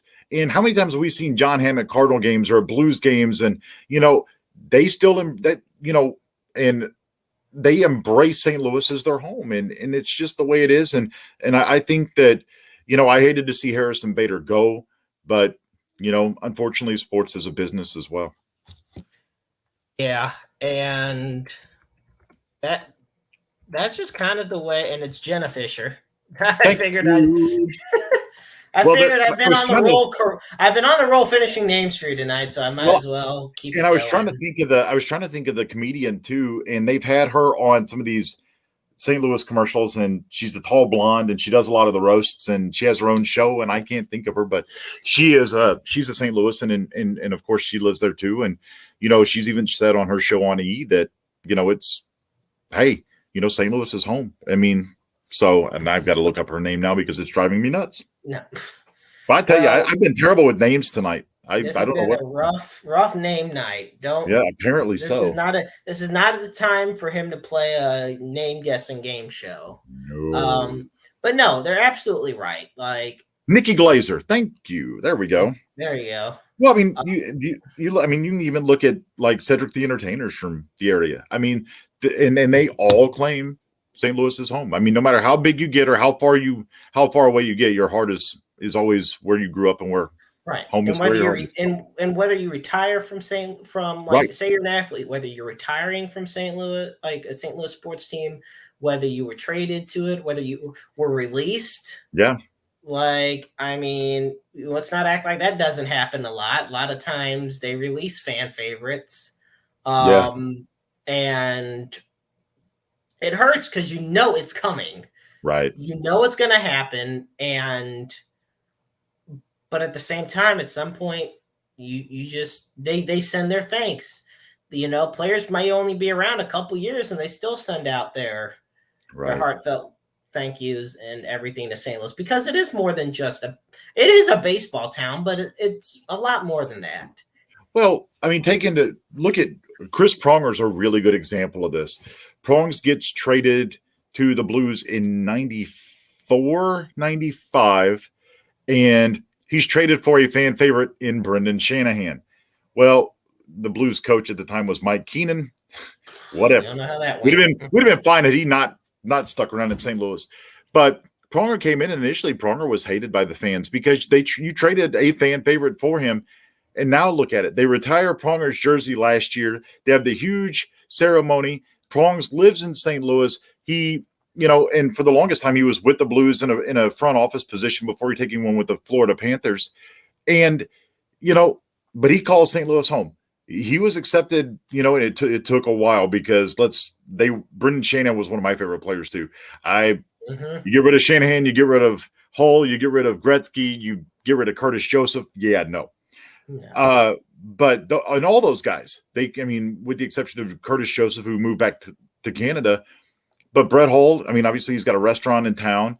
Ozzie Smith, remember he wasn't. I remember Ozzie's, and he was traded from the San Diego Padres for Gary Templeton, who we were all number one to him.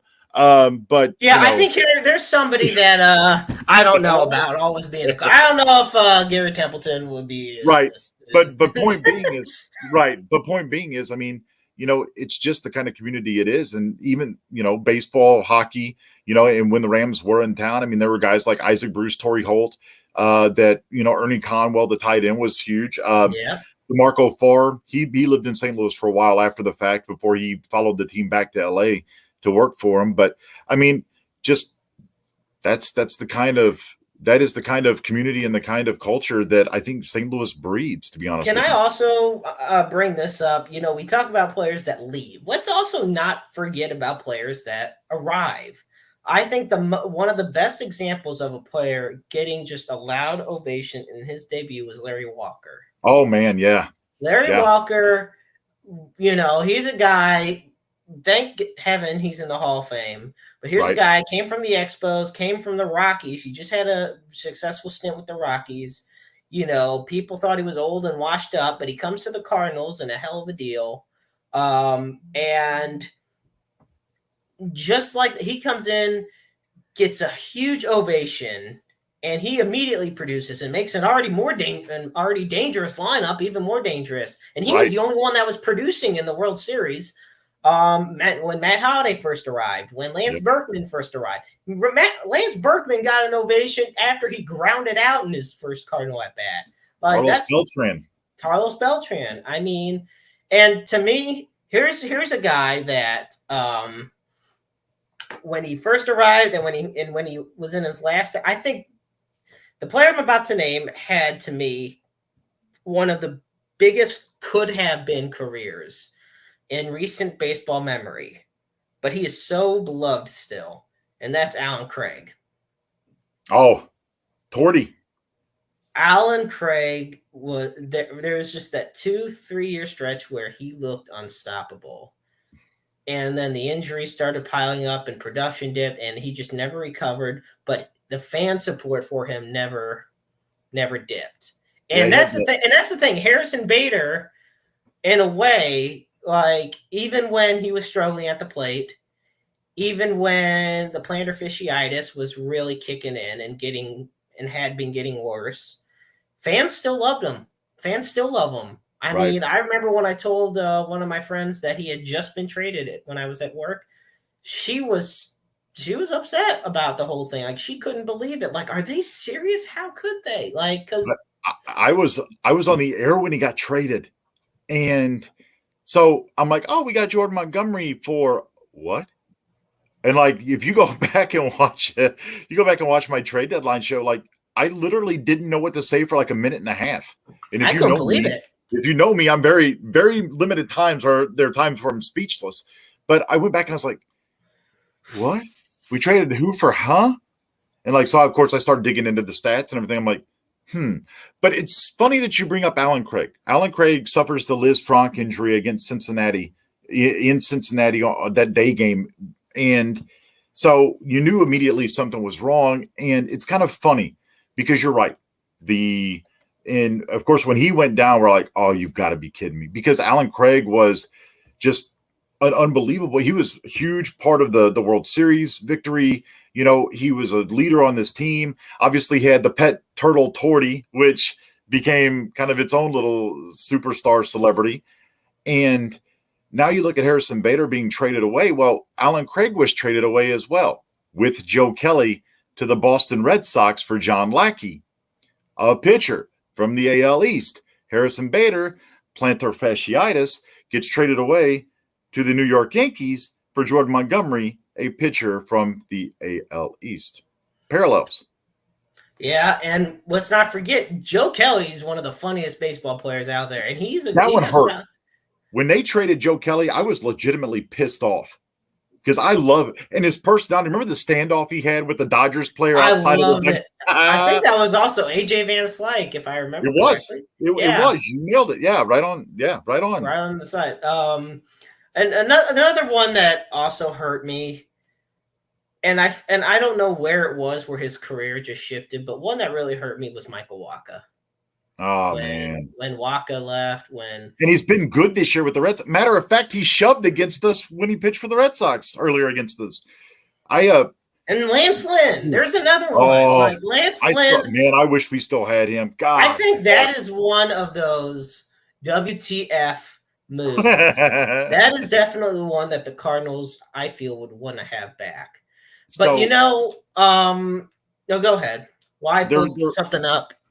There were two that stung me really, really, really bad on the hockey side of things. One was TJ Oshie. Oh my God! So I'm going to Oshie. Here's a little disclosure for you. I have a stuffed polar bear. Okay. And I got him for my 31st birthday. Yeah. And he is a Build-A-Bear polar bear. And when I got him for my birthday, he had a St. Louis Blues jersey on, and his name is Oshie. That bear is 11 years old and still resides in my bedroom. So I was and still am a huge TJ Oshie fan. Another side note, another one that hurt was when the Blues traded Patrick Berglund. And I became a huge Berglund fan. And the thing is the fans, boy, he was a whipping boy. Him and Bo Meester both were the whipping boys. And that's not Patrick Berglund's fault. He was a first-round draft pick. The bar was set up here when it should have been here. But Oshie, my polar bear, has a stuffed elephant friend, and his name is Bergie. So those were, at one point in time, they were my two favorite hockey players on the Blues. I love them both. Obviously, Berglund came over in the Ryan O'Reilly trade. So I like to think in my own convoluted mind that Patrick Berglund helped bring us the Stanley Cup. Well, and we talk about trades and goodbyes and hellos. I brought this up today on the I-70 Sports Media Facebook page. Yes. So a lot of people, there's people out there that were wondering, okay, everybody knows Nolan Arenado right now is an MVP candidate. He's just absolutely on a complete tear. So people have been wondering, how are the guys that the Cardinals traded to Colorado for Arenado and $50 million doing? How are they doing so far? Well, I got the list, thankfully, of those 5 players. They're doing better than the Rockies general manager who traded him to us. Okay, well, then there's a bar for you. Probably the only aspect of Colorado that's not high right now. No, he was high when he made that trade. He was very high when he made that trade. So we got Austin Gomber, definitely the biggest name out of everybody on the list. Yep. Especially at the time. I had high hopes for him as well. I thought there was going to be a good trio there with him, Hudson, and Flaherty. Yep. Well, Flaherty's hurt. Gomber's doing terrible, and I'm about to tell you how terrible. And Hudson can't get out of 2 innings. Fourth inning? Or the 4th inning, yeah. Either or. All right, Gomber has a 5.64 ERA in 97 and a third innings this year. Has he been hurt? Yes, he's also been hurt. I was surprised he wasn't pitching in this series against us. Yeah, he's also been hurt. Mateo Gil, he is in high A right now in the organization, hitting 213. The slash line is 213, 279, 393. Jake Summers, he's also in high A right now, 5.59 ERA. Tony Losi, he's in double A right now, but he's got a 13.50 ERA. Yeah. And then lastly, we got Elehuris Montero. Well, yeah, not great. There. Not good. He has 17 hits and 60 at-bats this season. Well, that's there. So, meanwhile, Cardinals have themselves a MVP candidate and $50 million to spare. Why not? you know. So, but all in all, to go back to the bulk of this, it just shows how much love there is within the Cardinals and their fan base. And Harrison Bader summed it up perfectly. It's hard seeing an outfield over these past few years. Like after seeing the past few years, it's hard seeing one without him. And I remember the gasp of air we all took when he just missed the ball in the ninth inning that would have gotten Michaelis his no hitter. Yep. And we know it wasn't his fault. It was just the distance. It Right. was all strictly the distance. And for all we know, Bader could have been hurting then too. You know, could have been an early sign of plantar fasciitis that just wasn't able to. But the defensive plays he made were stellar. The offensive plays, the plays at the plate, I mean, were clutch when called upon. And I just wish him the best. And I'm sure I share that sentiment with you. And unless we play him in the World Series, then I hope he strikes out every time. Well, I think Dylan. Well, throw him a slider. So Dylan Carlson made him expendable by the defense that Carlson played while Bader was out. And we sit and talk, and I'm kind of glad we brought this up. And I told you kind of off in a private message that I was going to defend Mo. Here comes my defense of John Mozeliak. Here it comes. So I don't know why we ever question Mozeliak. I really don't, because it's always these small moves that kind of come out of nowhere that seem to patch a hole or fix an issue. Last night, we saw what happened to Michaelis. We are in, and I know it's a small sample size. I don't need a bunch of you sending me messages and stuff like that bitching at me, so shut up. So get off my yard. Anyway, we're looking at how Jordan Montgomery pitched against the Yankees Saturday night. He throws five innings. He gives up 2 hits, gives up no runs. He's not going to strike out a bunch of guys. He's just not going to. That's fine. And I know it's, again, small sample size, but we're in, tonight. Quintana pitched great in his first game. Unfortunately, didn't get a win because Jordan Hicks blew the damn game. Thankfully, the Cardinals were able to come back and beat the Cubs. But through, 4 innings tonight, hang on. Paul DeYoung just missed a home run by inches. I'll tell you what, he's on fire. But nonetheless, I digress. Quintana's pitching well tonight. He's given up 1 run through 4 innings, and you're talking about what happened last night. But it's always these small moves. This year it was Quintana and Montgomery. Last year it was John Lester and J.A. Happ. Without those 2 guys, you don't go to the playoffs. I've said it before. I'll say it again, and I'll die on that hill as well. So, I'm going to defend him. And I love the joke you made. Yeah, well, if I said I'm not necessarily going to take Mo out for a beer or buy him a beer. Jeremy fires back, well, if you take him out for dinner, I hear you have to pay. And that's because I told him that the wits told Mo he couldn't pay. And then that's kind of been the story. We're not looking at big superstar acquisitions. Hang on. We got another base hit. DeYoung's going to come around to score here. And who got that? Is that Lars Nootbaar? No, Yachty drives in the run. There we go. Yeah. Cardinals have only lost 1 game, by the way, since Yachty's been back, and that was the game last night.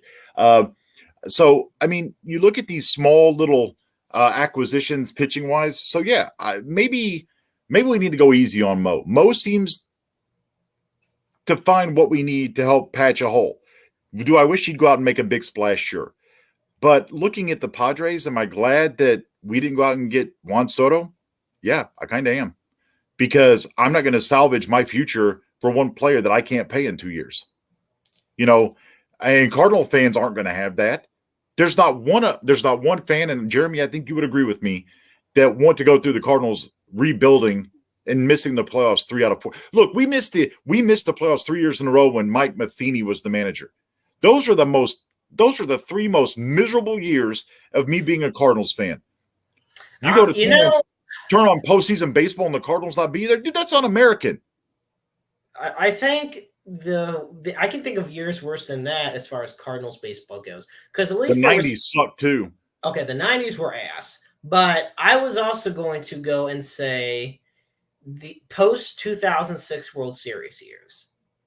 So you got your 07, your 08, and 09. You know, 2010 playoffs, no wasn't great playoffs. either.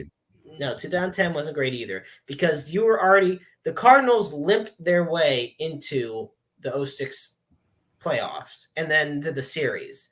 83 wins. Yeah, 83 wins. Still the lowest for a champion. Yep. And they won a division that year. Yeah.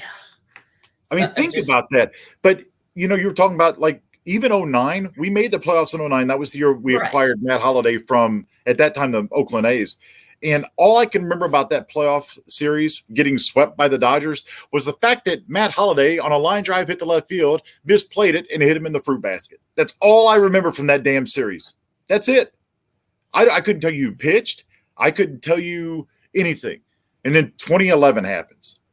And then you got – I still don't know how the hell that happened. Pujols, Holliday, Berkman, Beltran, David Freese. I mean, that was the offseason before that's when we acquired Fernando Vina, right? No, not Vina. Definitely not Fernando Vina. Oh, hell. Who is it? Folks, David Eckstein. No, it wasn't David Eckstein in the No, 11. that was 06.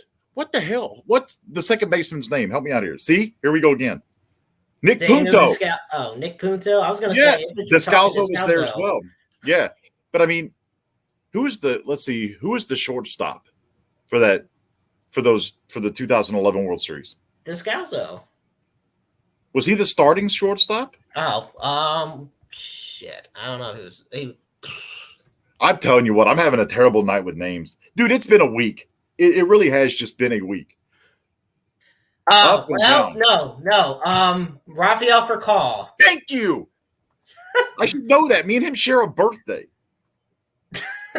Yeah, but do you call him and say happy birthday, person? No, I can't. I don't speak Spanish. Not well anyway. But that's no, because you had this is who your lineup. This was your lineup. You had Furcal, you had John Jay, you had Pujols, Berkman, Holliday, Freese, Molina, and Punto. That team was stacked. Yeah. And I just but no, I do understand that because let's also quickly while we talk about this, as we head into the close, about the whole trading with Juan Soto and Josh Hader. Okay, Hader had one of his worst outings in his career last night. The Brewers won, or not the Brewers. The Padres won on a 4-1 lead. Yeah, he blew a 4-1 lead, but Machado bailed him out on a walk-off. Doesn't change the fact that Hader sucked that night.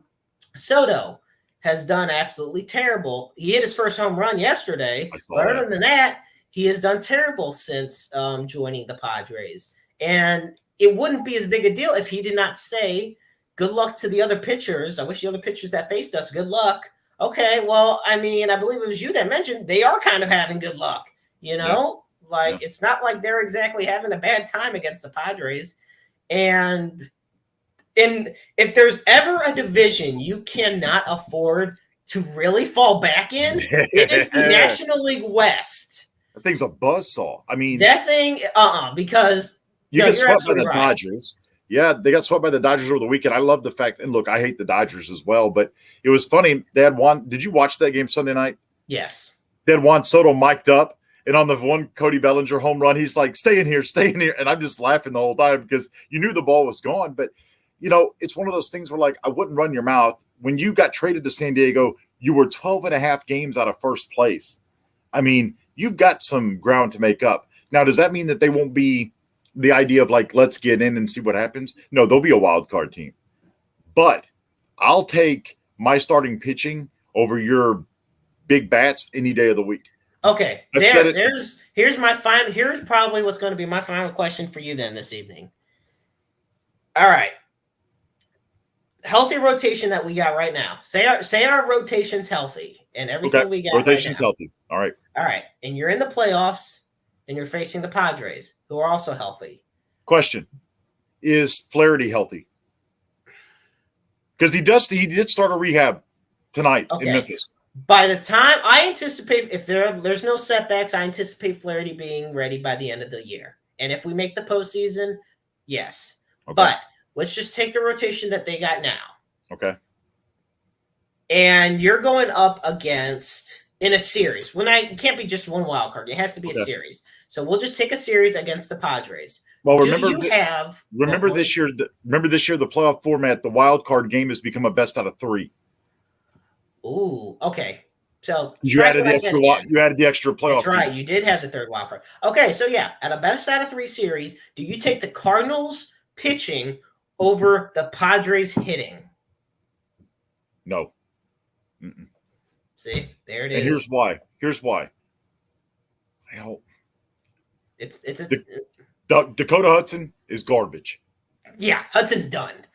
They will not pitch Hudson in that series. As far as I'm concerned, well, in that series, if you're going top 3 starters, if I get a healthy Michaelis, a healthy Waino, and a healthy Jack Flaherty. I'm putting either Flaherty or Quintana in there. I cannot put – I would step down from my position as president of baseball operations if I even considered putting in Dakota Hudson. Look, as far as I'm concerned, we're still trying to win a damn division. As far as I'm concerned, Andre Palante is getting that 5th start. That's fine by me. I'm just saying. Hudson can go. It is that. I think the problem with Dakota Hudson is his pace. McFarland for all I care. Well, they DFA'd him today. Yeah, that's what I'm saying. He can go with McFarland. So I would send Hudson back to the AAA. And I heard this. I've sent Dakota Hudson back to AAA and make him pitch faster because they have a pitch clock down there. Yeah. Speed his pace up and see if he pitches better. Anyway, man, I don't know. I guarantee you the series goes 3 games. And I'm probably going to start. I've got to go Uncle Charlie in game 1 because I trust Adam Wainwright. After that, I'm probably going to go Jordan Montgomery and then Miles Michaelis. And the only reason I'm not starting Quintana is because he's pitched in the bullpen before as a swing guy. So, do I think you win the series? Probably not. I think it goes 3 and I think it's good, but you got to play matchups. And this is where that damn 3 batter minimum rule sucks because you can't go right, left, right like you used to. And we saw Bruce Bochy was the master of that when he was winning world championships with the San Francisco Giants. So, if you face San Diego in the first round, you can forget it. And that's where I wrap all this around to. As much as San Diego is struggling, and as much as they're probably not going to catch the Dodgers, like I said, anything can happen. I think the Cardinals have proven that time and time again. Right.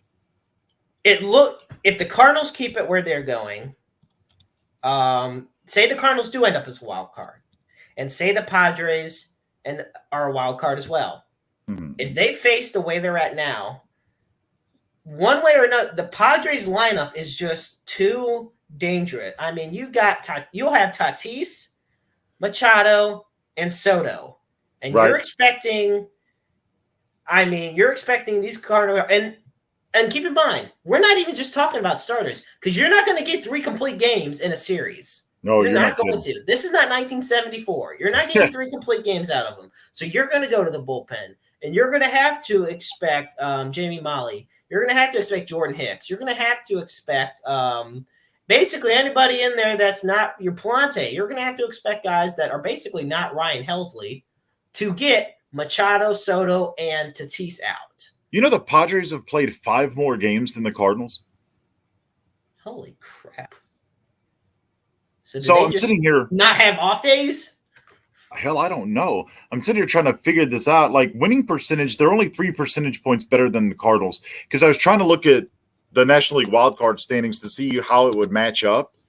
But, I mean, it's hard to do whenever you're looking at it and trying to judge when a team's played 5 more games than the other team. Yeah. They played 114. The Cardinals have played 109. Whew. I mean, I'll tell you this. Cardinals, what's that? The Cardinals have the easiest schedule based on percentage points the rest of the year. That is true. They do have the easiest schedule, but at the same time, There's also one problem is the biggest thing is it's not just beating the teams you're not expected to beat; it's beating the teams you're expected to beat. The problem is they play down to their competition. Everybody expected them to beat the Cubs. Nobody expected them to beat the Yankees. That's how I look at it. Well, here's the thing, too. So right now, obviously, the Cardinals, as of right now, are the was this going into tonight's play, I'm guessing, are a division leader. So what you need to happen is if you win the National League Central, that's the best case scenario because then you can avoid the Padres in a wild card series. Win your division. Win the division. You've got 3 games at Busch Stadium this weekend against Milwaukee. Sweep them, they're Saturday. And bury them in front of a bitches. Bury them. I think the way I see it, the National League Central is the weakest division, without a doubt. In the National League, one of the weakest. The only reason I'm not going to say baseball is because the American League West. Oh, no, I'm going to say the American League West exists because guess what? You know what? There's a lot of 2-team divisions, the way I look at it. Because you have in that division, you got the Astros and you got the Mariners this year. Preach. I am cheering so hard for Seattle to make the playoffs. I love that ball club. They are young. You know what? They are spunky. Yeah. But this is the problem with Seattle. And like I said, I'm not going to go too off topic because we are getting near the end, but I'm going to say this about Seattle. They're the team lately that's just right there. But they're the outside team that's right there. Yeah. They're never the inside team that sneaks in. They're just the outside team that misses out. Like your Cleveland Browns.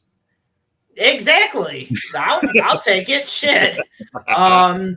Did you? Oh, by the way, did you see where Baker Mayfield is on track to start against the Browns in Week 1? Yeah, man. Awesome.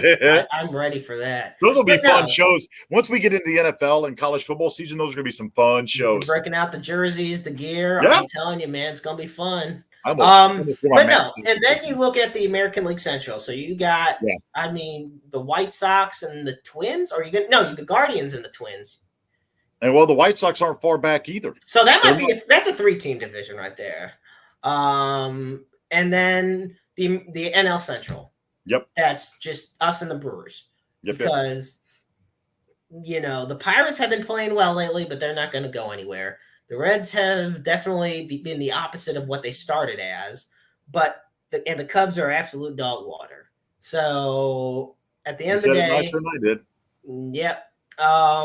So yeah, basically the Cardinals, Harrison Bader said a heartfelt farewell, and this community is going to rally around St. Louis. They're going to still cheer for the Cardinals one way or another. Everybody says, "Oh, I won't cheer for this team." Yeah, you will.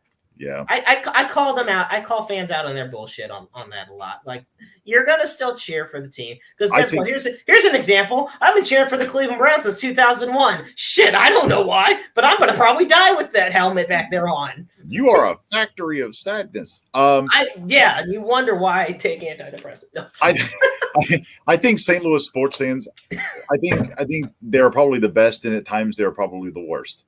Because as you said, oh well, I'm not going to cheer. Man, shut up. Yeah, we are all prisoners of the moment. So, and don't get me wrong. And I also say that doesn't mean you don't have a right to be upset at the team. I will say that. Look, now if you get frustrated at the team, get frustrated at Mo or the DeWitts, get frustrated. I know you're not going to get mad at Mo. I get that because he's your bar buddy. But although after a few rounds on you, I think you're going to start to get pissed. But no, I do feel that the Cardinals made the right moves they made the moves they needed to. The need was pitching. Soto was like that big dream bat, but the need was pitching. They got it. They've been performing really well aside from, last night. And they're back to performing really well tonight. So, and like I said, whenever Harrison Bader gets healthy, I wish him, this is the last thought of the evening. Because speaking of Yankees players, Matt Carpenter. I almost cried. For those who don't know, Matt Carpenter suffered a left leg fracture. I am so glad that happened after his weekend in St. Louis instead of before. Oh, I'd have been sick for him, man. Oh my Yeah, God. You're right. I understand that. Yeah, the fact because he would have had to miss out on the warm welcome and all the stuff. Yeah, and he had a very good series in St. Louis. He had a very good series against the Cardinals, but I thought he was a comeback player of the year candidate without a doubt, and this is a huge setback for him. And it's heartbreaking because honestly, with a struggling Yankees team, he's been one of the bright spots. Yeah, for it's them. true. So we'll see what happens. But James, what a night it's been. Yep. I kind of said we would be everywhere with this one, and we certainly were. Yes, we covered the big four plus WWE. We went all the way around, and I'm telling you right now, folks, it has been yet another amazing show. As I just look over one last final piece of notes, And through five in Denver, the Cardinals lead 6-2. There you go. That's not too shabby. I mean, I'll be honest with you. Yeah, Quintana struck out 5. He's walked 2. He's given up 2 runs. Quintana has been great on the strikeouts. I'm telling you. He struck out 7 in his first game. You do got a guy like Montgomery who doesn't strike out many, but he gets the outs. And you got Quintana who definitely strikes out a lot. And Quintana's not known to be a big strikeout pitcher. Both of them they yield a lot of ground balls, but he's got a lot of swing and miss, and he's certainly focused down in the strike zone. He looks good tonight, and hopefully the Cardinals go for a series win tomorrow at 2:10 as Dakota Hudson gets the start. Whoop-de-freaking do. Probably get 13-1. Anyway, we'll see how that goes, and you can find the updates. You can find the updates on my official Twitter handle at JCarSportsFan1, and on you can find them on the official Interstate 70 Sports Media Twitter at Interstate 70 Sports Media. And James, your official Twitter handle at JC_Knox80. All right, awesome. And we're on Facebook at Interstate 70 Sports Media, and we're on YouTube at the same name, and on Roundabout Sports on Facebook. And on top of all that, not only can you find Roundabout Sports everywhere, but you can also find the Strike Zone on YouTube as well as on the Facebook page. And we're working on getting more in with that. You can also check out Cardinals Off the Cuff with Andy Cockerell, Talking Dynasty with Adam Frex, and so much more. I'm excited that this Sunday I will be on the Dayland Show.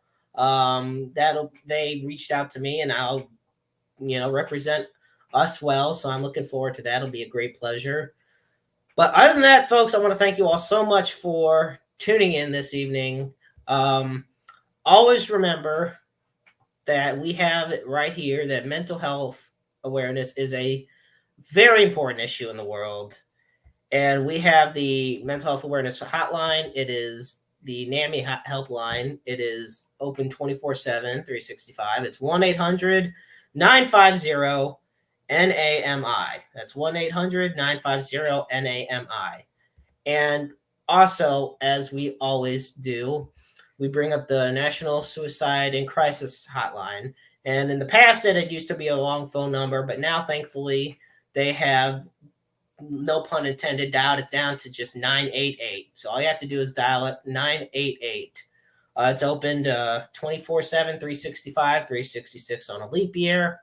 Understand that you were never alone in this world. I know times are tough, but you're tougher. You're always loved. There's always somebody out there that loves you and wanting to help you.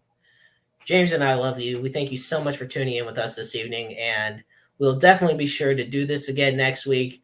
Until then, I'm the maestro, Jeremy Karp. He's Hollywood James Knox. And remember, life is a book full of empty pages just waiting to be written in. Make your lives worth reading. Good night, and God bless.